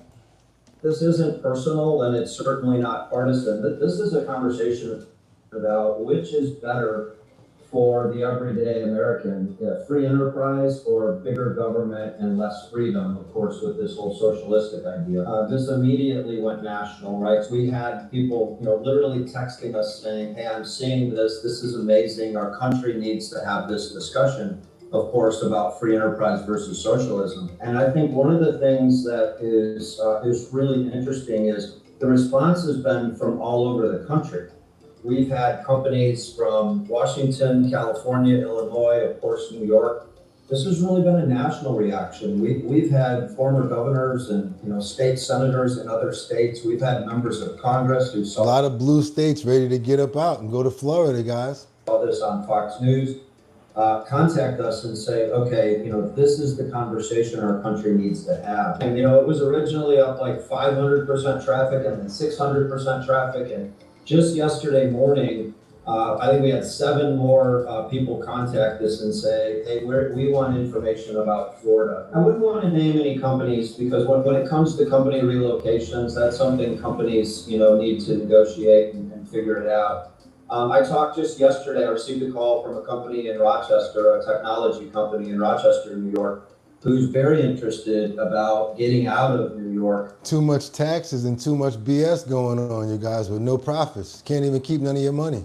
And actually moving here to what they call the land of opportunity. And I think the metrics that are mattering most are not even the metrics, it's been the conversation. I think a lot of people in Illinois, California, New Jersey, New York City especially, see a lot of these states are going the wrong direction. And the response needs to be less government, less taxes. Let's be more welcoming to residents, more welcome. A friend of mine moved to Texas as well, and another friend of mine moved to Tennessee. A lot of people have left New York and a lot of these blue states. How do you guys feel about the state that you're living in? Do you understand what's going on there? Are you comfortable? Are you able to save and have a really good, let's say a good quality of life? Because it's not about just working. People got to stop saying it. Oh, I got to get a job and do this and all of that. It's not about working forever. We got to have some type of release. I mean, come on now. We just can't work, pay bills, pay bills. And the problem with that is the pay does not give us enough to pay what we need to pay for. The rent, the food, the travel. It's not enough money, you guys. And it's just like we're just trying to do whatever we can do to survive. And they don't care. Michael Jackson was right. All I want to say is that they don't really care about us. Let's get on over to this other situation. I can't even really be mad at this dude right here. I mean, he could lose a few pounds and try to be careful about what he's doing, but you guys probably know what this is about already. I've seen it for about a day or two, didn't really find it too interesting, but I'll just go into it anyway. It's the driver who was actually on the train. I don't know if there were anyone on the train, but it was like a trolley, and he was just basically driving it, and the driver fell asleep. I do that sometimes myself. And behind the controls, that's a whole nother situation. You don't want to fall asleep behind the controls, because now check out what happened with this train crash. Seems like he fell asleep, had a little bit of late night, staying up too late, and it looks like he fell asleep at the wrong time and crashes into another one of these, what looks like a train/trolley. Dozing off.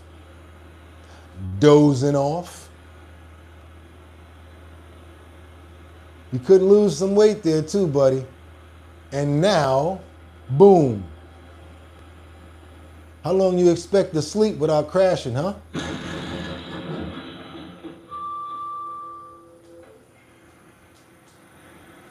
You know you done fucked up, right? You know you done fucked up, right? Job is over, bro. Over. Job is done. Now you're looking at all the controls. Can I reverse this thing? What can I do? You can't do jack. And I'm hoping that there wasn't no pedestrians on that train. Now he done forgot everything. How to open the door. He forgot everything now. This is probably gonna be the last time he walked out one of those doors as a worker. I bet he woke now. I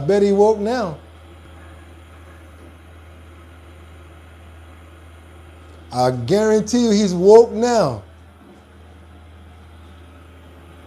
He went over to the other train like, yeah, I'd have been like this. Whiplash.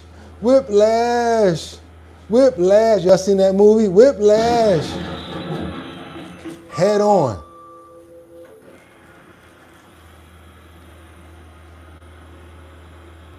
In 5, 4, 3, 2, and hello. Welcome to Movie Phone. He's sober now, ain't he? You're gonna have to go talk to that supervisor like, yeah, well, you're gonna walk up to the supervisor like,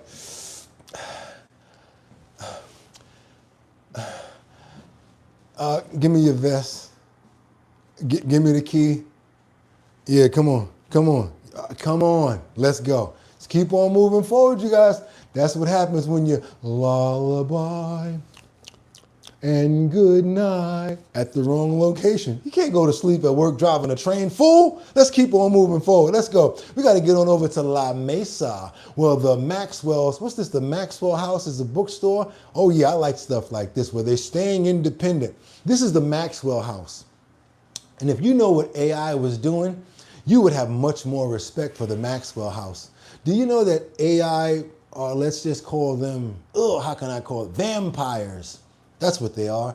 They buy books, ancient books, different books, old books, different books about many different things. Why?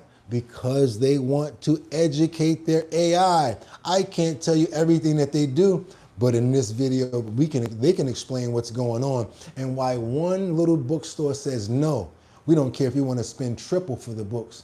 We're not going to give up on those books, because if we keep on giving all of our stuff to the AI, we're going to be running around like the Book of Eli, looking for books. Let's keep on moving forward, you guys. Let's go. I actually have a little bit of respect. I have a lot of respect for them for actually doing this, because everything is not about $1. The Maxwell's House of Books in La Mesa, home to some 40,000 books. All are welcome, but there is one type of customer that will not be receiving any of these books. This is the actual screenplay, and it's signed. From screenplays to a rare biology book. The 23-year-old bookstore, a treasure trove of used and rare books. The fate of such books suddenly unknown. I feel like I'm living and a dystopian nightmare. A few months ago, owner Craig Maxwell started receiving unusually large Vincenta. orders from book brokers or book warehouses. Look. 50, 60, 70 books, orders from companies we've never seen before. Maxwell says he pieced it all together in the past month as reports from national media tied the brokers to AI companies seeking to scan books, including rare ones, to train their language models. They just want to scan the books to train the language models. They're going to rip the covers off and everything. Yeah. We're taking the covers off the books, scanning the text block without the cover because it's so much easier to do, and then pulping the text block. So the books were being destroyed. So now you're learning different textures of writing, different flows of how to appreciate the languages, actually different people's dialogues. It's going deep, you guys. This AI is going deep, and that's why it's moving so fast, like Bill Gates was talking about, because they keep on giving it more and more knowledge. Let's keep on going. Practice became public as Anthropic, the maker of the Claude AI assistant, faced copyright lawsuits. Court filings revealed Project Panama, where the company bought and destructively scanned millions of books. Maxwell fears what the next chapter will bring. But now we're facing a potential future without the original hard copies. Goodness knows what will happen to the contents of the books when it... I'm gonna tell you the truth. I didn't appreciate CDs the way I do now. And not because of the nostalgia, not because of the CD. Actually, I'm gonna tell you the truth. Matter of fact, I gotta tell you why. I miss and I appreciate CDs even more now because I don't have any. Because I could play the song anytime I want to. If it had curse words in it, I could play it any damn time that I wanted to. Because now, I'm gonna just keep on going. I got the cover, I got the insert. Sometimes it's photos. You get to see the lineup of the songs. You get to see a photo shoot. You get to see the artists in their in their vanity a little bit. And you actually have a real item a tangible item that you paid for. Let's go to what it is now. I want to go here. Time for some action. Just a fraction of friction. I got the lyrics to boost the beep. You can't hear nothing. F the police. The police. Your homeboy, this is my music, I paid for it. What's going on? I want to hear the police. I want to hear the whole song. They always want to let us know what.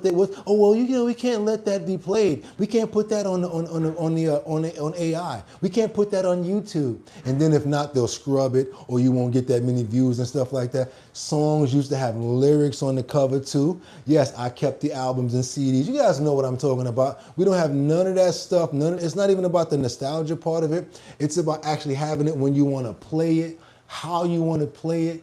Now it's just going to be like, imagine all of the books now. We only could get books from Amazon.com, or we could only go to these. Even though I sell books on these platforms, I still believe in the paperback.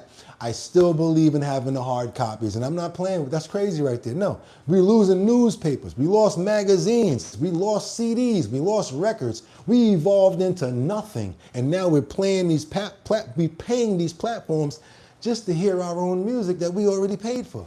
Let's keep on going, y'all. It's madness. AI becomes the editor. As Maxwell learned about the broker's links... That's another thing. Let me let him say that too. The AI will become the editor. Let's go ahead and say that again. Books, when AI becomes the editor. As Maxwell learned about the broker's links to AI companies. All of the books we've highlighted here are the ones we've rejected because they're going to book brokers. He started canceling the orders. This is a $175 order. We're canceling it today. In the past month, he's canceled dozens of orders, totaling more than $5,000. The life of the independent bookstore. If they're smart, they will all do this. It's not about making money, y'all. I'm telling you, you're saving the whole industry. Or it's a survival game these days. These orders could have helped your bottom line. Certainly. I didn't get into this business to make money. I got into it because I love books. I'll never fulfill another order to an AI company as long as I'm in the business. Michael Chen, ABC 10 News. That's what I'm talking about right there. We got to keep some of our knowledge and some of our originality. You know what I'm saying? I even like the way old books smell. Call me what you want. I like the way old books smell. You open it up and do like that. Got that little sweet thing, that little sweet harmony coming up off of it. And you feel like you're really doing something as you grow the pages, as you turn those pages. Hey, look how fat this side is getting. Little stuff like that. How many of you guys can actually correlate to what I'm talking about? Oh, how many pages have I done? And what am I actually learning about? Learning from this? And it seems to me, maybe not you guys, I retain information better from when I read a book and I'm physically touching it. Have to put it down, go get something to drink, come right back to it. It's totally different than reading it on your phone and doing this. I mean, you're still getting the knowledge or whatever like that, but there's nothing like the original book. I'm looking for my Art of War book right now. I got the original Art of War book. That's why I be quoting it so much. And one thing I was nervous about is I've been out here so long and surviving for so long. When I did read the Art of War, I was already doing those tactics. A lot of the health and wellness stuff, I'm surprised at myself. I look at these things, I'm like, yo, I was already doing that mentally. So I'm very proud of myself in some areas, you guys, especially one of our favorite areas. And we know what that is, right? The health and wellness section, shun. Let's keep on moving forward, you guys. This is, yes, one of my favorite segments. And I got to bring you guys right into it because we're going to do this the right way. Come on in, you guys. If you're here, you got to go. I already told you what to do. If you got to go ahead and leave. But what you don't do is you do not mess around with the health and wellness section. If you got to leave, you better act like you in old school church. You know how you do this? All right, you can say goodbye right now. I don't want to hear all that, oh, I got to go for the mall. We don't need you to go ahead and premiere that you're leaving. Here you go. Go into the bathroom. If you're coming back, come back. Because over here, we got some real information to get into, you guys. Because guess what? You could have went anywhere. Fact of the matter that you came here to chill with us, I appreciate you. Let's go ahead and get those subscribers up. You guys do know it's free to subscribe right here. And make sure you hit that ALL so you get all notifications. We're on our way to the top. We following body protocols, Jelena. One of our favorite ways to set it off. Set it off on the left, y'all. It's Friday. I know y'all better be turned up just as much as I am. Let's go. We're going to follow body protocols. And guess what? How one cell turns into cancer. We've been talking about cancer. We've been talking about the brain. We've been talking about carcinogens. There's been a lot that we've been talking about. But guess what, you guys? I look at it like this. The more we retain this information, the more we start to apply it in our lives. I'll be honest with you guys, I have no more of the inflammation pain. I'm good, my wrist snapping. And you remember, right? You remember how I was like faking with the one hand, unless some of you guys didn't notice it? Oh, I'm a good actor. I was over here like, and this finger was just, woo, because all of this was swollen up and inflamed last week and the week before, believe it or not. Had to just fight it through. The garlic water helped a lot. But 2 days after that, I said, yo, I ran out of garlic. So I just went and chopped up 3 slices of some ginger. And boy, did the ginger kick butt. Woo! Man, that ginger got me feeling right. So yes, we're going to try the ginger for 30 days. We did the garlic clove for 30 days. We're going to do ginger now for 30 days and see what happens. Because look at that, y'all. Popping. I'm good now. We back. Body protocols, we want you guys to follow them, but we got to be more serious right now. I always want to say, I always think like, I want to show them small, short videos so that they don't leave, so that it's not something that makes them want, but then I have to say, you know what? If they don't want this information and they're going to leave, they just don't get it. Video might be 10 minutes, but it's going to go by so fast, I promise you. And it teaches you from one cell how you get cancer. I think that if you learn how you get cancer, you can learn how to prevent it. You know what I'm saying? If you learn how to get something, you should know how to prevent it, right? Let's get into this, you guys. How one cell turns into cancer. The complete biology. We're talking about explaining the whole cell buildup. Hopefully you guys stick around, but the ones that do, you're about to get loaded up with some serious information. This is some information I'm talking about. I can't forget it. This little 8 to 9, 10-minute video right here, probably 10 minutes. Trust me, if you watch this whole video, you're going to be happy. And I'm going to shut up right now so that you can do it. What are we talking about right now? And I think it's very important. How one cell turns into cancer. The complete biology explained simply. And this is what? Body protocols. 2 words. BODY, Protocols. And we love body protocols because it shows the thing or whatever it is going through the body system, and it gives you a really definitive imagery of what's going on. You guys follow body protocols. Let me get this audio back up, and I promise you, I'm not even playing, promise you're going to be happy that you watched this video. Your body right now,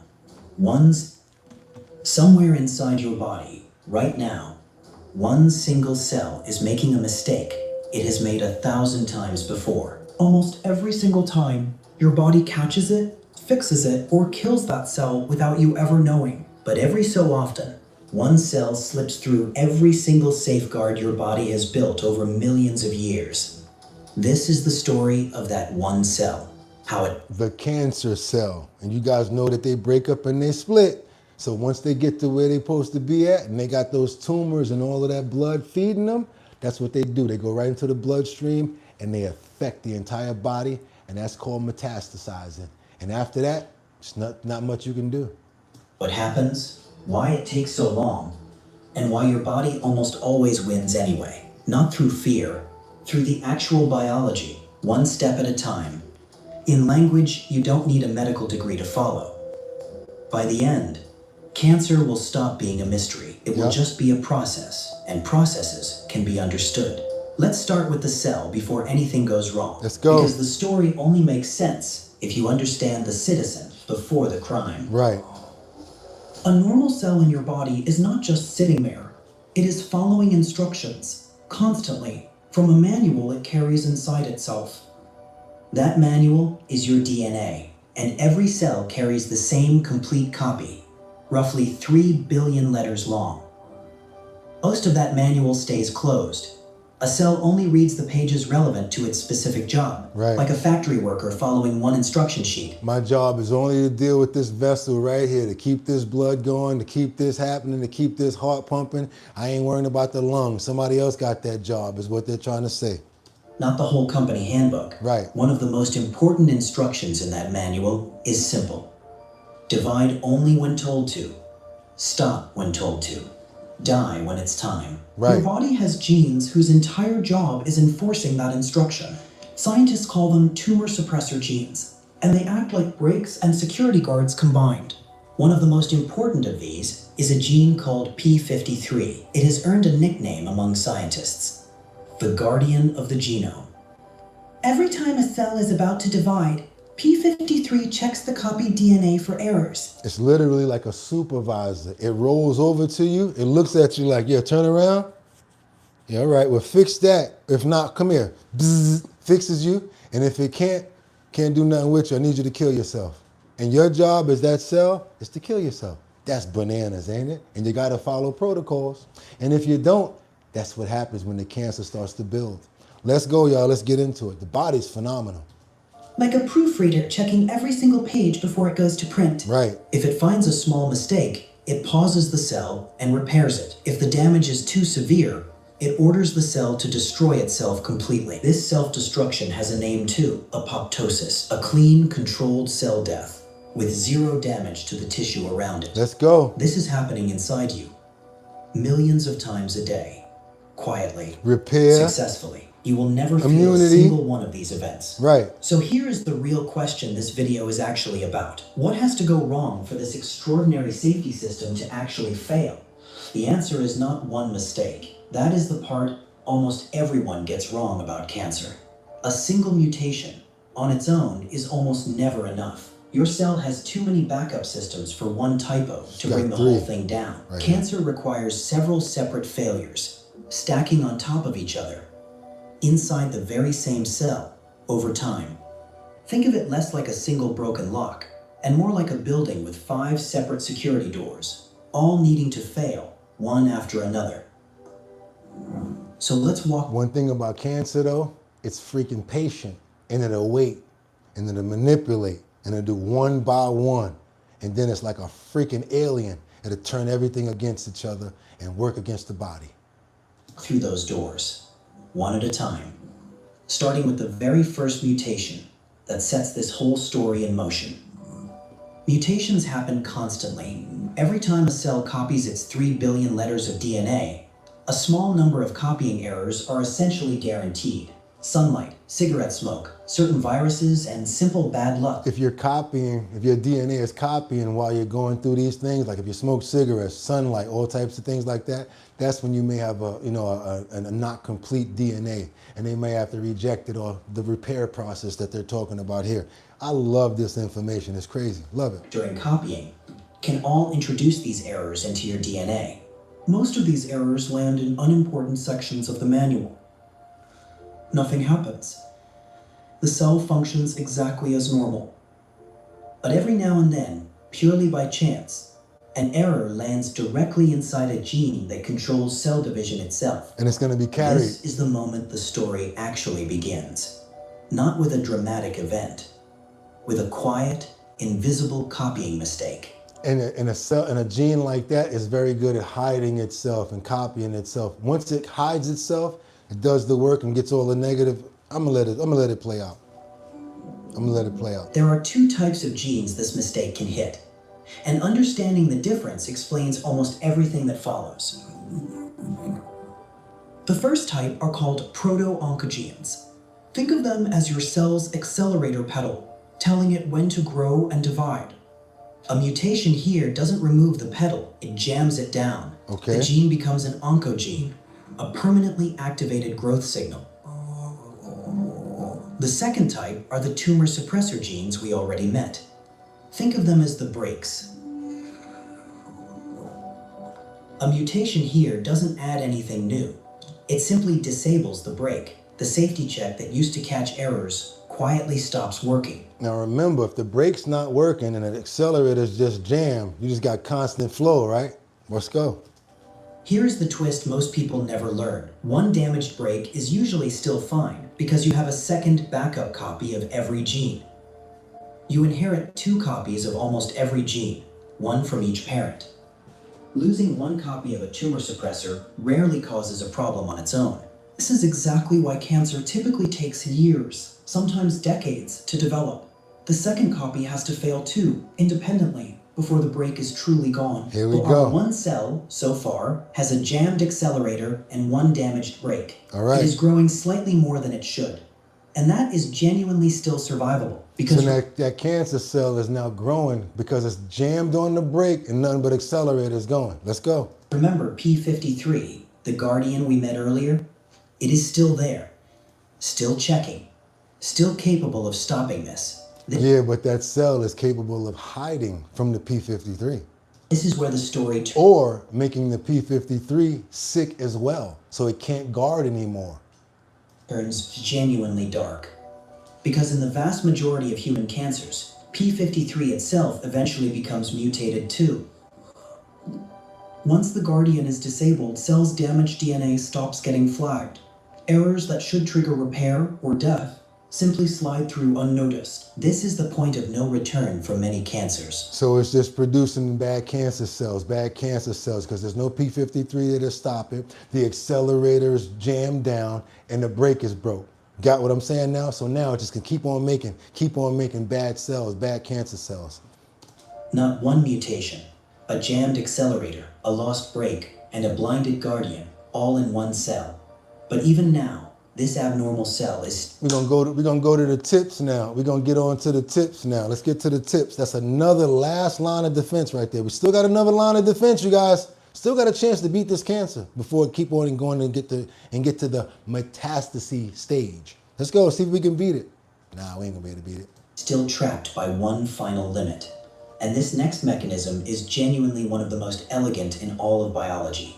At the very ends of your chromosomes sit structures called telomeres. There we go. Protective caps, often compared to the plastic tips on the ends of shoelaces. Notice how we played the video the other day. We came to the same areas talking about the telomeres, and they used the same distinctions when they said the plastic caps on the end of them, but then they start to fray. We talked about this before. And I love it when information overlaps, because that means that it's the right info, huh? A lot of people saying the same thing. Every time a normal cell divides, its telomeres shrink slightly. After enough divisions, they become too short, and the cell simply stops dividing for good. This is your body's built-in expiration date for individual cells. a defense against exactly the kind of runaway growth we've been describing. But some damaged cells reactivate an enzyme called telomerase. And they can fix those telomeres themselves. Which rebuilds those shrinking caps instead of letting them run out. Right. With telomerase switched back on, the cell essentially disables its own expiration date. It can now divide again and again without limit. Can I tell you guys something? Imagine you got a bad cancer cell with the same bodies that are in it, that it can keep on regenerating itself. Now you got a cancer cell that can break into the blood flow, into the arteries, and move to other parts of the body. That's why when you hear things like the cancer started to go to other parts of the body, it's carried through the blood vessels into different parts of the body, through the blood to the arteries. Cancer of the liver, but it also affected his blah, blah, blah. You know what I mean? Yeah, because it went there and it started affecting cancer in that area too. This is called replicative immortality, and it is considered one of the defining features of a true cancer cell. Stay with this, because the next part is the reason a tumor becomes genuinely dangerous. I'm talking about crazy. This part right here is crazy. Rather than just a small abnormal clump. A growing cluster of these cells quickly runs into a physical problem. Cells need oxygen and nutrients delivered by blood, and they can only survive a short distance from a blood vessel. So what does this funky, cancerous, stinky tumor, this piece of crap right here do? What does he do? He starts to create tunnels and pathways so that your blood vessels are now putting veins in these areas to make him bigger, to make him keep on running. And now that he got his own blood and he's inside of the blood, just keeps on pushing that bad cancer and those bad cancer cells out to every part of the body. So the tumor does something remarkable. It releases signaling proteins, including one called VEGF, essentially a chemical distress call. That signal instructs nearby blood vessels to grow new branches directly toward the tumor, a process called angiogenesis. Wow. The tumor is literally building its own private supply line. So now it's got a flow of blood because now it's got those different those veins going there, right? So now that it's part of the flow, it's inside. It can get inside of the blood as well, and affect those other parts of the body.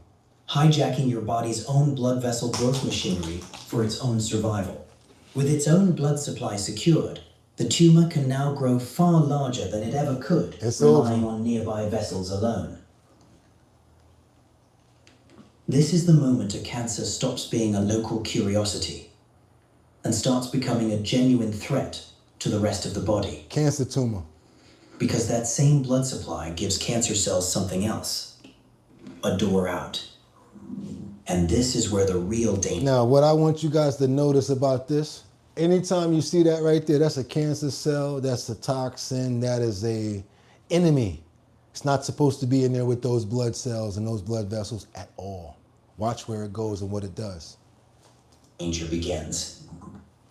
Cancer cells can produce enzymes that break down the structural scaffolding holding tissue together, allowing them to invade neighboring tissue directly.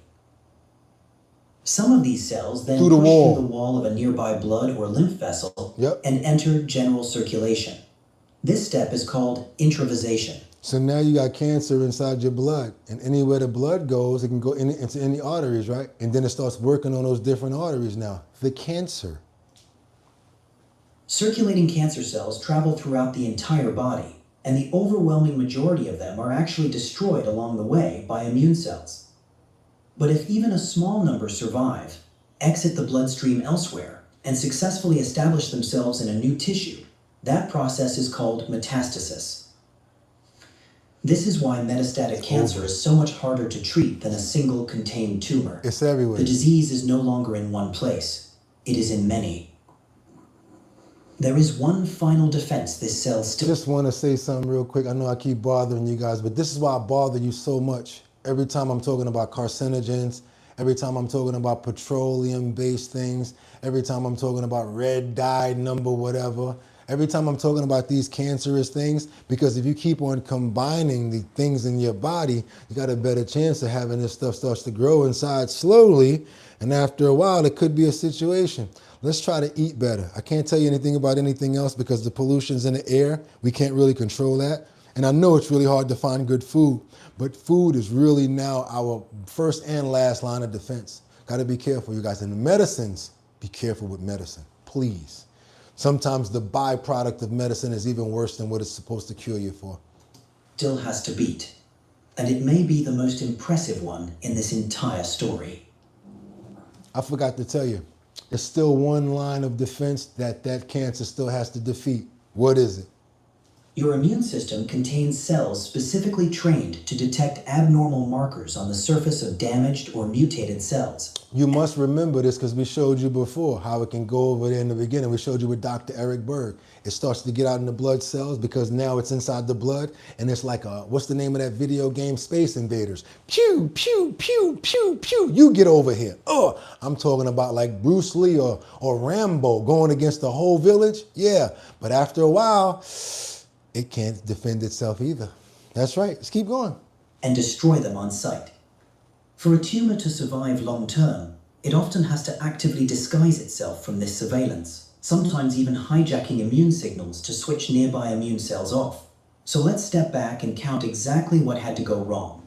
An accelerator jammed, 2 brakes lost, a guardian silenced, an expiration date disabled, private blood supply built, a path out of the tissue carved open. Yeah. And an immune system successfully evaded. Right. Not once, but continuously. 7 times. That is not one mistake. That is an extraordinarily unlikely chain of failures, which is exactly why this entire process usually takes years to unfold. And it is exactly why, every single day, your body successfully stops this exact sequence in thousands of cells before it ever gets this far. Understanding this changes something important. Cancer is not a single broken switch. It is a slow accumulation of damage, which means prevention genuinely matters. Protecting your DNA from unnecessary damage through sun protection, avoiding tobacco, and regular screening to catch abnormal cells early are not. Sun, you guys, you gotta be careful of the sun, even though it's good for you. Tobacco and things that promote cigarettes and cancers, all sorts of things like that. We gotta be on point about it. And that's why I keep on freaking bothering you all the time. Aerosols. I want you to check the spray in the can. What's in that? What is that? Yeah. Matters. Protecting your DNA from unnecessary damage through sun protection, avoiding tobacco, and regular screening to catch abnormal cells early are not small choices. They are, quite literally, keeping more of those 5 security doors locked for longer inside every single cell in your body. Follow body protocols. Follow body protocols. I said, you know what? Some people are going to stick around for it because that was a really good video. And I love the animation. So now we get an idea to know what's really going on. That's why we always rock with body protocols. Would you talk to them, Jelena? Tell them body protocols is the way to go. And that's the name of the channel. The channel is Body Protocols. BODYPROTOCOLS. How one cell turns into cancer. The complete biology explained simply. And I love the way that they did that so that we all can know what we're dealing with, all know what like things to stay away from and what to expect. And it takes a little while for it to build up, but knowing is half the battle. Remember that commercial? Knowing is half the battle. Let's go ahead and double tap that screen to get those likes up. Do you guys know that we're almost at 75,000 subscribers? Haha. And guess what? It ain't over. I said, you know what? I think they can take a little bit more if they made it this far, especially since we ain't hear from the doctor himself for a while. Let's hear from the doctor. I was going to let you guys see another video on cancer and the cells and the way that the process was. A lot of you guys that have been here for a long time, you've already seen this video, the one that we just played, but you just saw it in a different light. And you saw it from Dr. Eric Berg, one of our best physicians that gives us information here as well. So I said, you know what? We still got to give the doc another shot. Let's see what the doctor has for us. Let's see what the doctor has prescribed for us. Dr. Eric Berg. This video is much more shorter, but guess what, you guys? Full and jam-packed of information that I think that you guys need to know. Let's get into it, you guys. Let's get into it, you guys. Are you serious? Are you really about this? Let's see. because I was dealing with it for a while, and I'm gonna be honest. I had a situation where my arm was bothering me. 3 o'clock in the morning, I wake up like, yo, why is my arm hurting me? Yo, what's going on here? Then I had to like hold it up in the air like this. Like, I had to act like I was in school, like I'm actually asking the teacher, that I have the answer for the next question. This was a couple of weeks ago. So I'm like, yo, why is my arm feeling like this? But before that, I had like leg cramps and stuff before. Have you ever woken up at night from a major leg cramp or like your leg bothering you? Not gonna lie, you guys, a lot of times when these things affect me and I can understand it and I can explain it to you guys better, that's why I run with it. This is why I'm telling you guys about this story. I had like leg cramps when I was trying to sleep. Always happens around a certain time of night. 3 or 4 o'clock in the morning, or you start to feel some sort of weird, like, I don't know what it is, like it's like a leg cramp or some sort of pain, like swelling, and then it's like you got to get up and like walk it off. I don't know if you guys have ever felt that way before, but for the people that have, I hate that you dealt with it before and you felt it. That's number one, because a cramp can be ridiculous where it feels like the muscle's gonna pop. Ooh, boy, oh boy. But you know what I like? I like when I find resolutions and solutions to fix things like that and to be able to heal all of us from those things. Didn't even know that was a magnesium deficiency. Anytime you wake up and like you got that crazy cramp and it's just like oh my God, anybody ever feel that before? If not, I understand, but for the people that have, this is for you, and I'm praying that this will help out you guys to get you to a better solution of healing and feeling better so that you can sleep comfortable all night. Why do you need to sleep comfortable at night? Do I gotta tell you? Do I need to tell you about REM sleep? Do I need to tell you about getting that deep sleep for the repair and stuff? No, I don't. We've been talking about that long enough. So yes, yourself as well as myself, we need as much sleep as we can get until we can get those 3.5 hours to 4 hours so that we can get that REM, that repair, and that energy and that remaking sleep that helps our bodies out so much. That's why I'm so serious about this topic right here. Because if you go to sleep and the next thing you know, 2 hours later, you're waking up because your leg's bothering you and you got to walk it off for like 20 minutes or a half hour, it's going to take you even that much longer to get back to sleep, and you're really not going to get to the stage you need to be. So that's why I think it makes sense to have the real reason why you keep getting leg cramps at night. Doctor's going to run through it. You guys, if you want to benefit from this information, trust me, it's all you're going to get is a benefit. This is Dr. Eric Berg. The real reason you keep getting leg cramps at night, we're going to run through it, you guys, about 7 minutes. Got to tell you, I love the information, and I think that you guys are going to appreciate it too. Actually, 7 minutes and 57 seconds. Let's go. Let's talk about the real reason you keep getting leg cramps at night. This was me. I had it very, very severe. These cramps were so bad, they literally forced me to jump out of bed and start walking and trying to stretch this cramp out. And this happened to me twice before, really. I'm not lying. There you go. Low magnesium. No, I don't know about the iron part, but you're 100% right on the magnesium. That's right. I didn't know this at the time, but the amount of force that these involuntary contractions occur are roughly 150 hertz. That's enough contractile force on your muscles to literally tear tendons and create damage. I remember being completely woken up out of a dead sleep with my toes literally cramping up, and I really wish I would have. I can't front. This happened to me before, yeah. Known back then what I know now. But I'm going to share with you exactly what's happening. The first thing you need to know is the problem is actually not in your muscles. It's originating in the nervous system. The nerve is hyper excited, okay? Because there's too much calcium in that nerve. And there's also too much calcium in the muscle. Calcium causes contraction of the muscle. And when the calcium comes out, the muscle relaxes. All of the contraction and relaxation of that muscle is controlled by the nerve. And so that's where the real problem is. It starts in the nervous system. But the question is, why? Is it a potassium problem? Is it you just didn't stretch enough? You're deficient in magnesium? Maybe you're just dehydrated, right? So many friends and family will give you all sorts of random guesses on what's causing it, but I'm going to tell you right now, it's coming because of low magnesium. And so magnesium is really behind the pump that pushes this calcium through the nerve and out of the muscle. The magnesium deficiency. It's the magnesium deficiency, you guys. Deficiency shows up first in the peripheral part of the body, which is the place that's furthest from the heart. Just like with diabetes, you'll notice symptoms in the bottom of the foot.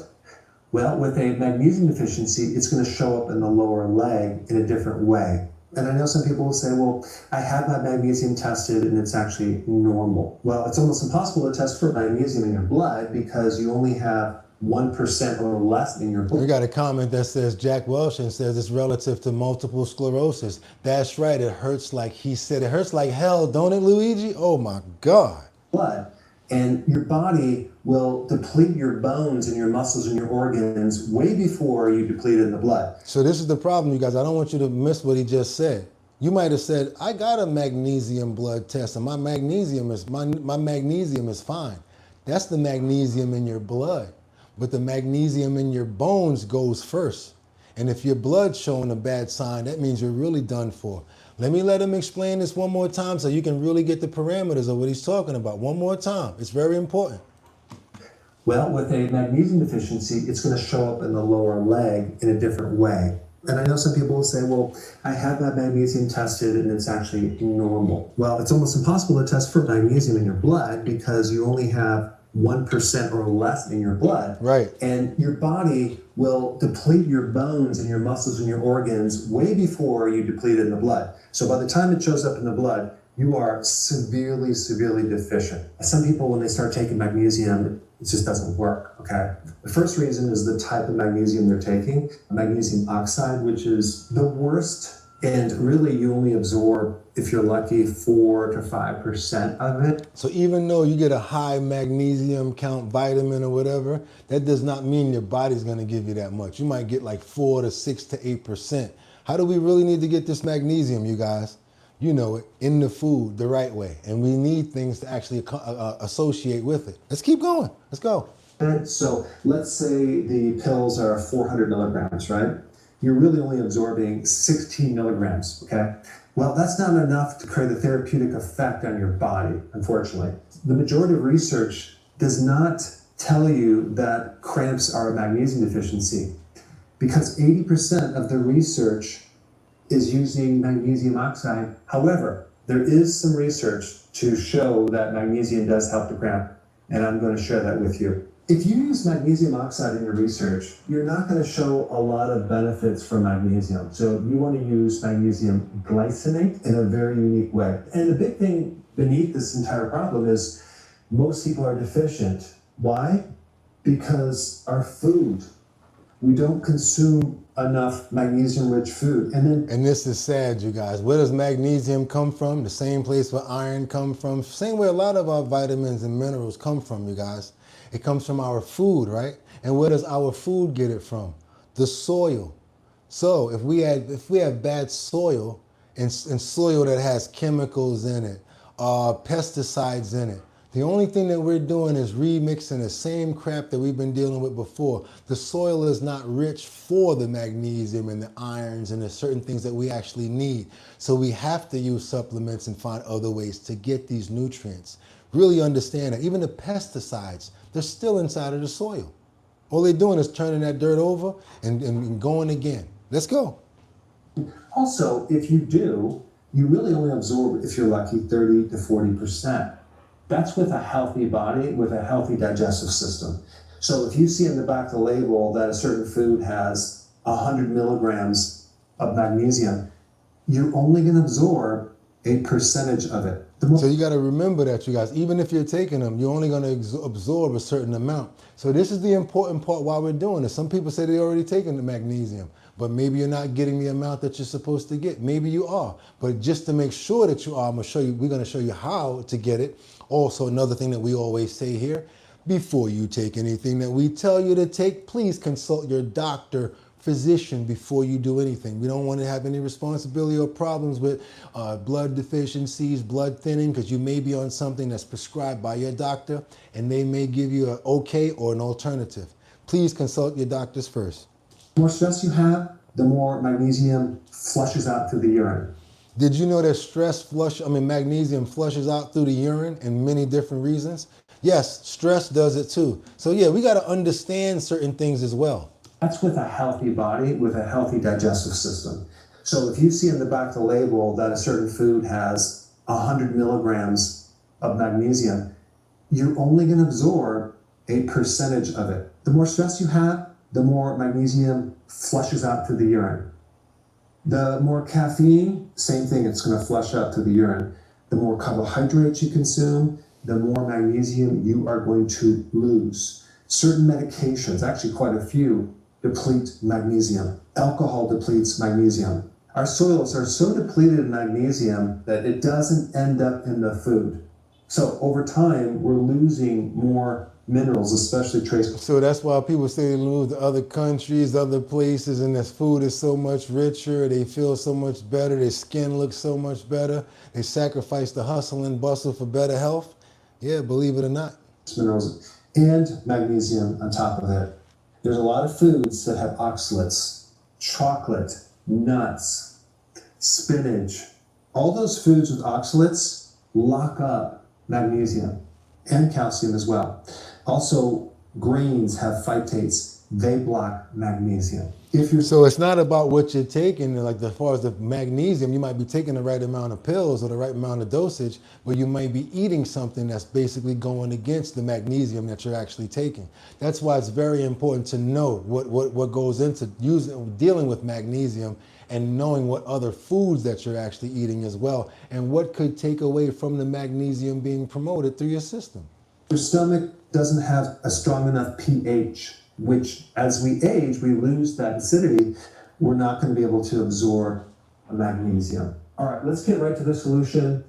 A really big reason why your magnesium might not be working is you are very low in vitamin D. In order for magnesium to work, you need a lot of vitamin D. That's right, you guys. If you're going to take the supplements, make sure you get enough milligrams. And how about the best source?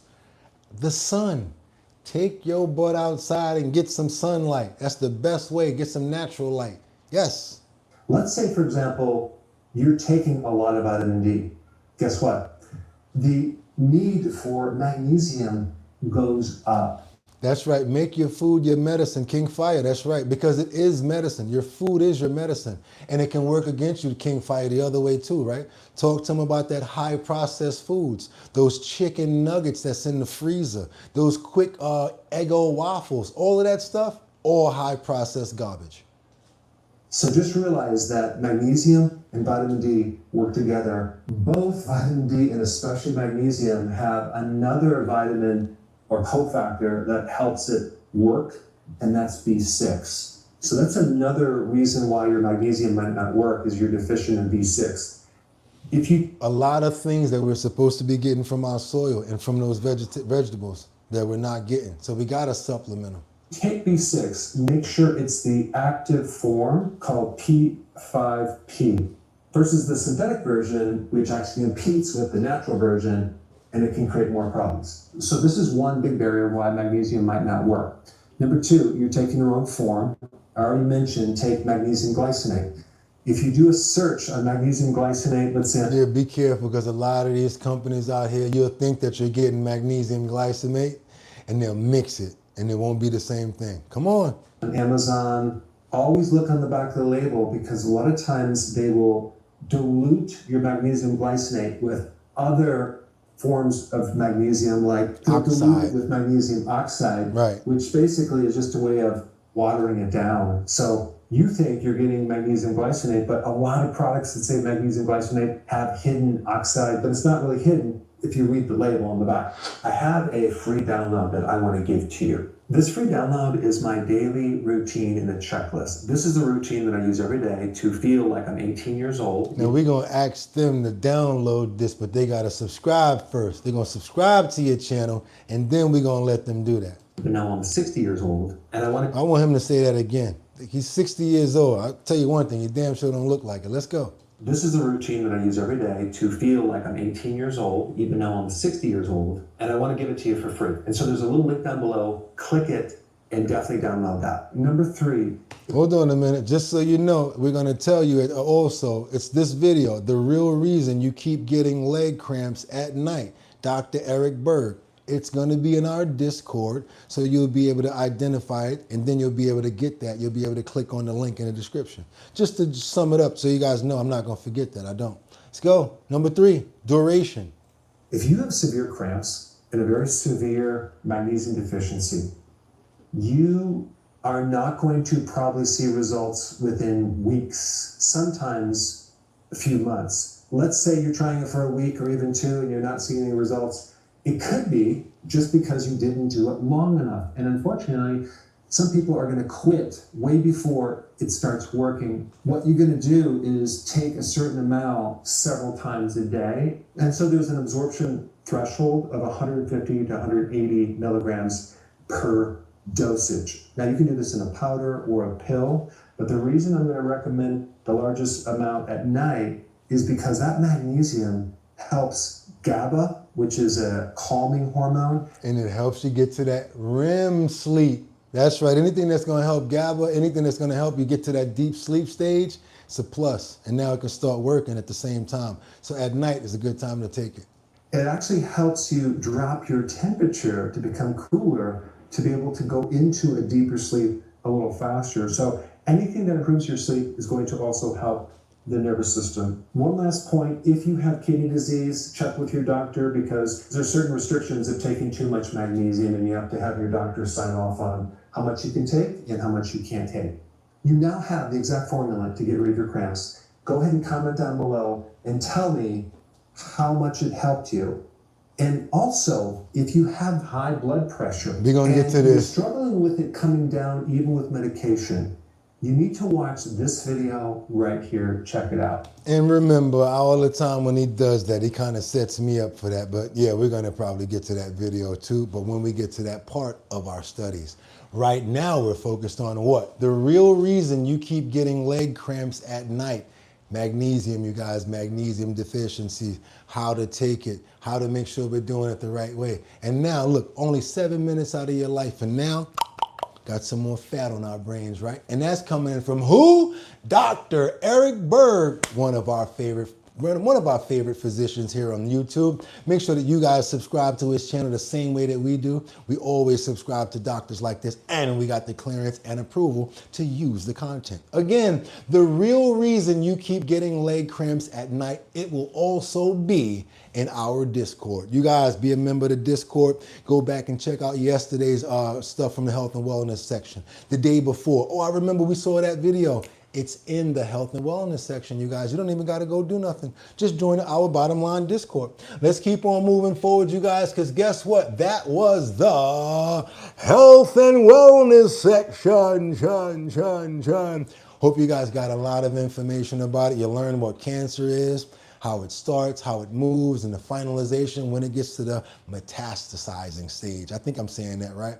Also, leg cramps and stuff like that. I deal with it all the time. Even when you have big calves too, you got a big body sometimes you deal with things like that. Even small bodies, depending on what it is. And if you're deficient, that's right, magnesium. And also, you guys, if you have any ideas for the health and wellness section, be sure to share your information with us. You could email us right on the Discord. Hey, Boogotty, look, copy, paste, put it right in the messages. I'll see it. Or you can email me at bridgethisllc@gmail.com. When you send the information over, let us know who you are. I want to give you credit for the research that you did. A lot of times we get all sorts of videos over here. Vincenta, we get stuff coming in from Colessive, Winter Rising, Money Tree. We all share any information. You know why I say this, you guys? Because you've been around for a long time. And if you're watching certain things, I trust your input when you say, hey, we should probably watch this. Because 9 times out of 10, I'm like, whoa, you're right. Falls in line with what we're already studying anyway. I mean, we're all human, and I can learn from you the same way that we're learning from each other. I appreciate you guys, and that's why we added the health and wellness section to our bottom line. Let's keep on moving forward, you guys, because how many people out there like those little sausage dogs? I'm not talking about the hot dogs. I'm talking about the ones I call the sausage dogs. The bulldogs, the ones that just run around. I like the ones that be on skateboards too. I think they're pretty cool. They've got a couple of the dogs out here, those bulldogs, that actually know how to ride skateboards. There's actually one when I used to work in Chelsea.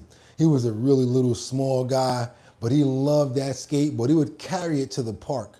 His owner would lock him inside of the park by himself by the basketball court. And next thing you know, this dog is literally skateboarding. I mean, I'm telling you guys, it's like a couple of more years, a couple more generations. I think dogs are going to be talking to us because they already do. You just don't notice it.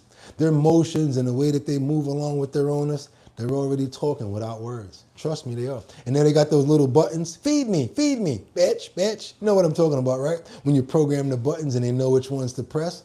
How did they learn that so good and what button to press? Let's keep on moving over to this bulldog right now who gets her own hello window. So now everybody that walks by can see her and say hello. You heard me, guys. She gets her own hello window. It's at the ground foot level, but guess what? There's nothing wrong with that.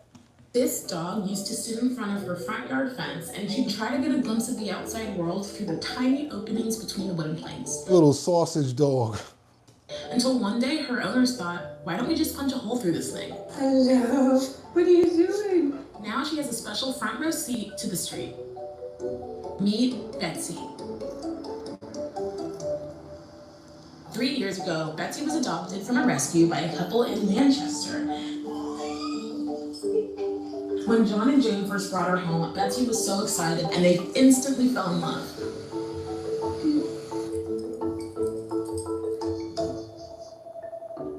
Whenever they took her outside, Betsy was always really curious. She'd love to get a glimpse of the park or watch the cars drive by. You know one thing about dogs and cats? They enjoy your place better than you do. You got to go out, go to work, and do all of this other stuff. You want to talk about somebody that's just living in a lap of luxury? You ever come in your house and your cat is just like, I'm talking about some old Good Times commercial pose, just sleeping back. Don't you wish you could sleep like that? You have dogs doing the same thing. You come in and he look like he worked a hard day's work, right? Yeah, I wish I could sleep that comfortable, but we got to pay the bills so that they can be comfortable, right? So John and Jane cut out a hole so she could get a better view. Good girl, good girl. Since the fence was so short and close to the ground, people walking by didn't really notice Betsy. So Jane added decorations. What's this, Betsy? Good girl. Now she dresses up Betsy's special window with each changing season and holiday. Betsy, what's this? Betsy loves meeting new people, and the neighbors even recognize her now. Sometimes even drivers roll down their car window just to say hello. She's so spoiled now, right? Betsy's their dad. Good girl. She brings so much love. She's a John fairy. and Jane will always cherish Betsy for the joy that she's brought to their lives. Go Betsy for making people's days brighter. That's right, you guys. They don't care about money. They don't care about where you live. They don't care about nothing, just being there with you.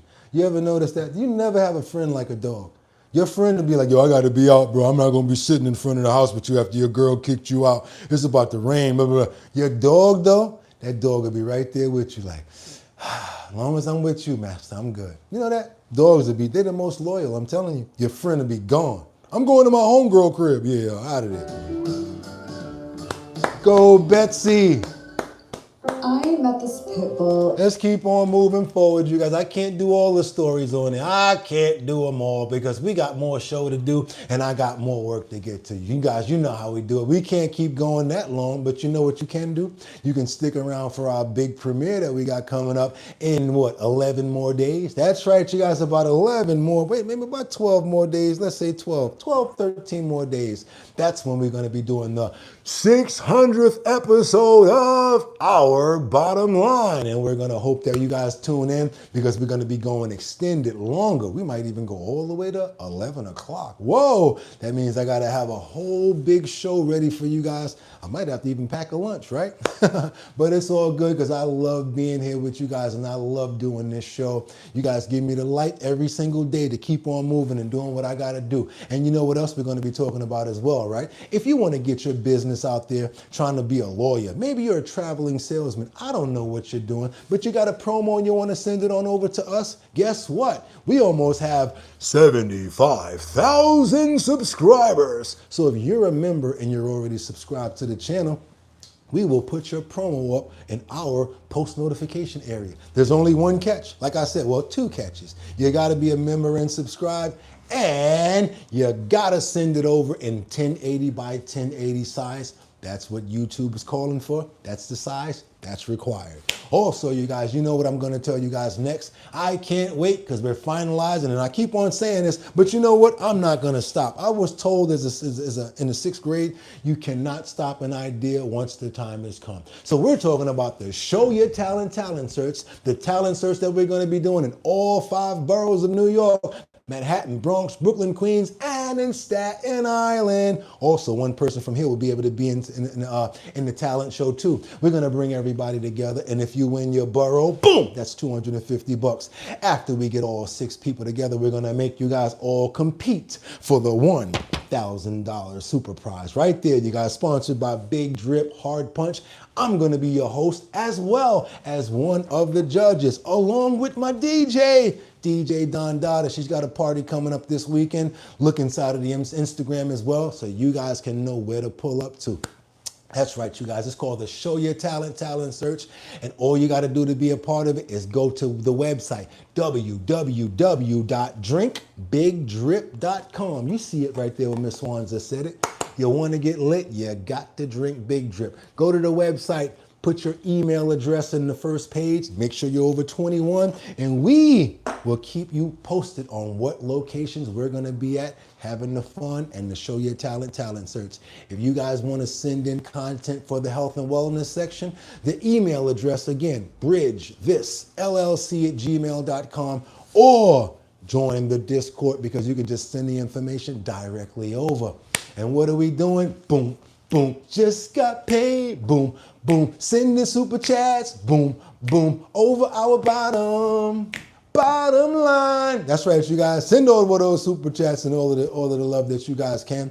Also, yeah, again, BOOGOTTINYC. It's my name. So anybody want to know what my name is, it's Boogottinyc. So any platform you want to follow us on Instagram, if it's Facebook, Instagram, YouTube, TikTok, that's Boogottinyc. But as far as the show goes, we are our bottom line on every single platform. Our bottom line. That's right, you guys. Why? Because it's ours, and we get right directly to the bottom line. We don't play around. That's why we don't worry about Fox, NBC, PBS. We don't care about that. We jump over rabbit holes and we get right down to the information. Can't wait to see you guys tomorrow, but you know what we got to do first, right? Don't leave without being a part of these prayers, because the same way we start the day is the same way we get out of here. And I'd like to pray for every single person here to make sure that you guys have a fantastic day so that you can be here right for the next show tomorrow. And let's do that right now. We want to pray for happiness. I want to pray for love. Let's pray for understanding. Let's pray for respect. Let's pray for family. I would also like to pray for good health, and also let's pray for togetherness. That's right, you guys. Anything that you guys would like to add, let's do it, because you do know that there's power in numbers when we pray, and that's a lot of us here. I want to pray for Jelena. Also, can't forget about Angels Among Us and Rebecca Lanyan Bueno. Brad Pitbull. Can't forget about Winter Rising. Colessive and We Special. That's right. Got to say what's up to you and pray for you as well, Cowboy. Can't forget about Vincenta, Jolena, Miss Swanza, Winter Rising, TJ Everyday, Brad Pitbull, Cowboy Baby. There you go. Who else? Jelena had a good one today, right? I know that was the good health and wellness section, right? Maria, can't forget about you, Miss Swanza, Guy and Elsa. Ad Rains, how you doing? There you go, Ad Rains. Colessive. Annette Glenn, go get that glove, Annette. Thank you so much for being a part of the show. Guy and Elsa, Colessive. Jelena, there you go, girl. King Fire, how you doing, King Fire? Can't forget about Miss Swanza and Jelena. That's the girl right there. G-Man, what about G-Mac or VG5P? Can't forget about you guys either. Miss Swanza, Guy and Elsa. What about Lisa? That's right, 55 Coffee House, Lisa Roy. Come on now, we can't forget about her. Winter Rising, Luigi, Vincenza, Jolena, Miss Swanza. Can't forget about Colessive. Also, Angels Among Us, Sam Champion, Liberty and Justice. Like I was going to forget you. Batty Lynn, Rebecca Lanyan Bueno chiming in from Grand Rapids, Michigan, who we are also praying for. There you go, girl. I see you. We prayed for you this morning. Don't be scaring me like that. You better chime in and let me know that you okay. There you go, Rebecca. Love you to death, girl. There you go. Can't forget about Miss Swanza. And you know we got to pray for Rebecca Lanya and Bueno one more time. Willie. Woo, let's keep on going, you guys. We can't forget about Brian King Falcone, who's a new mod. Miss Swanza, thank you for all the love. Lisa Roy, Liberty and Justice, I thank you for being a perfect person and for being one of my favorite family members on this show. If it wasn't for you, I could not do this, I promise you. Ad Reigns, Miss Swanza, Miss Kisa Vincenta, Lanyen Bueno, and Boogottinyc. Amen, you guys. You know how we do it over here. We leave it all on the court. We do everything that we can do to bring you guys the best information, trending topics, current events, and the health and wellness section. So yes, you guys, it's Friday. That's the wrap up. But guess what?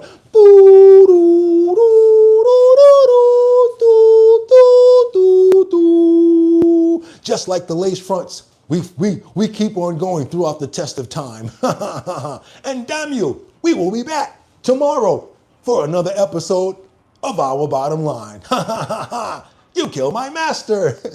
You guys know how we do it over here. Saturday morning, all over again, trending topics, current events, the health and wellness segment. I'll see you guys at 6 o'clock in the morning. And you know what I'm going to say, right? Same thing I always say. Y'all could have went anywhere. But the fact of the matter that you came in to chill with me for a perfect show, I appreciate you. So until tomorrow, 6 a.m. Eastern Standard Time, y'all know what I'm going to say, right? Have a good day. Get 'em. Peace. See you guys in the morning.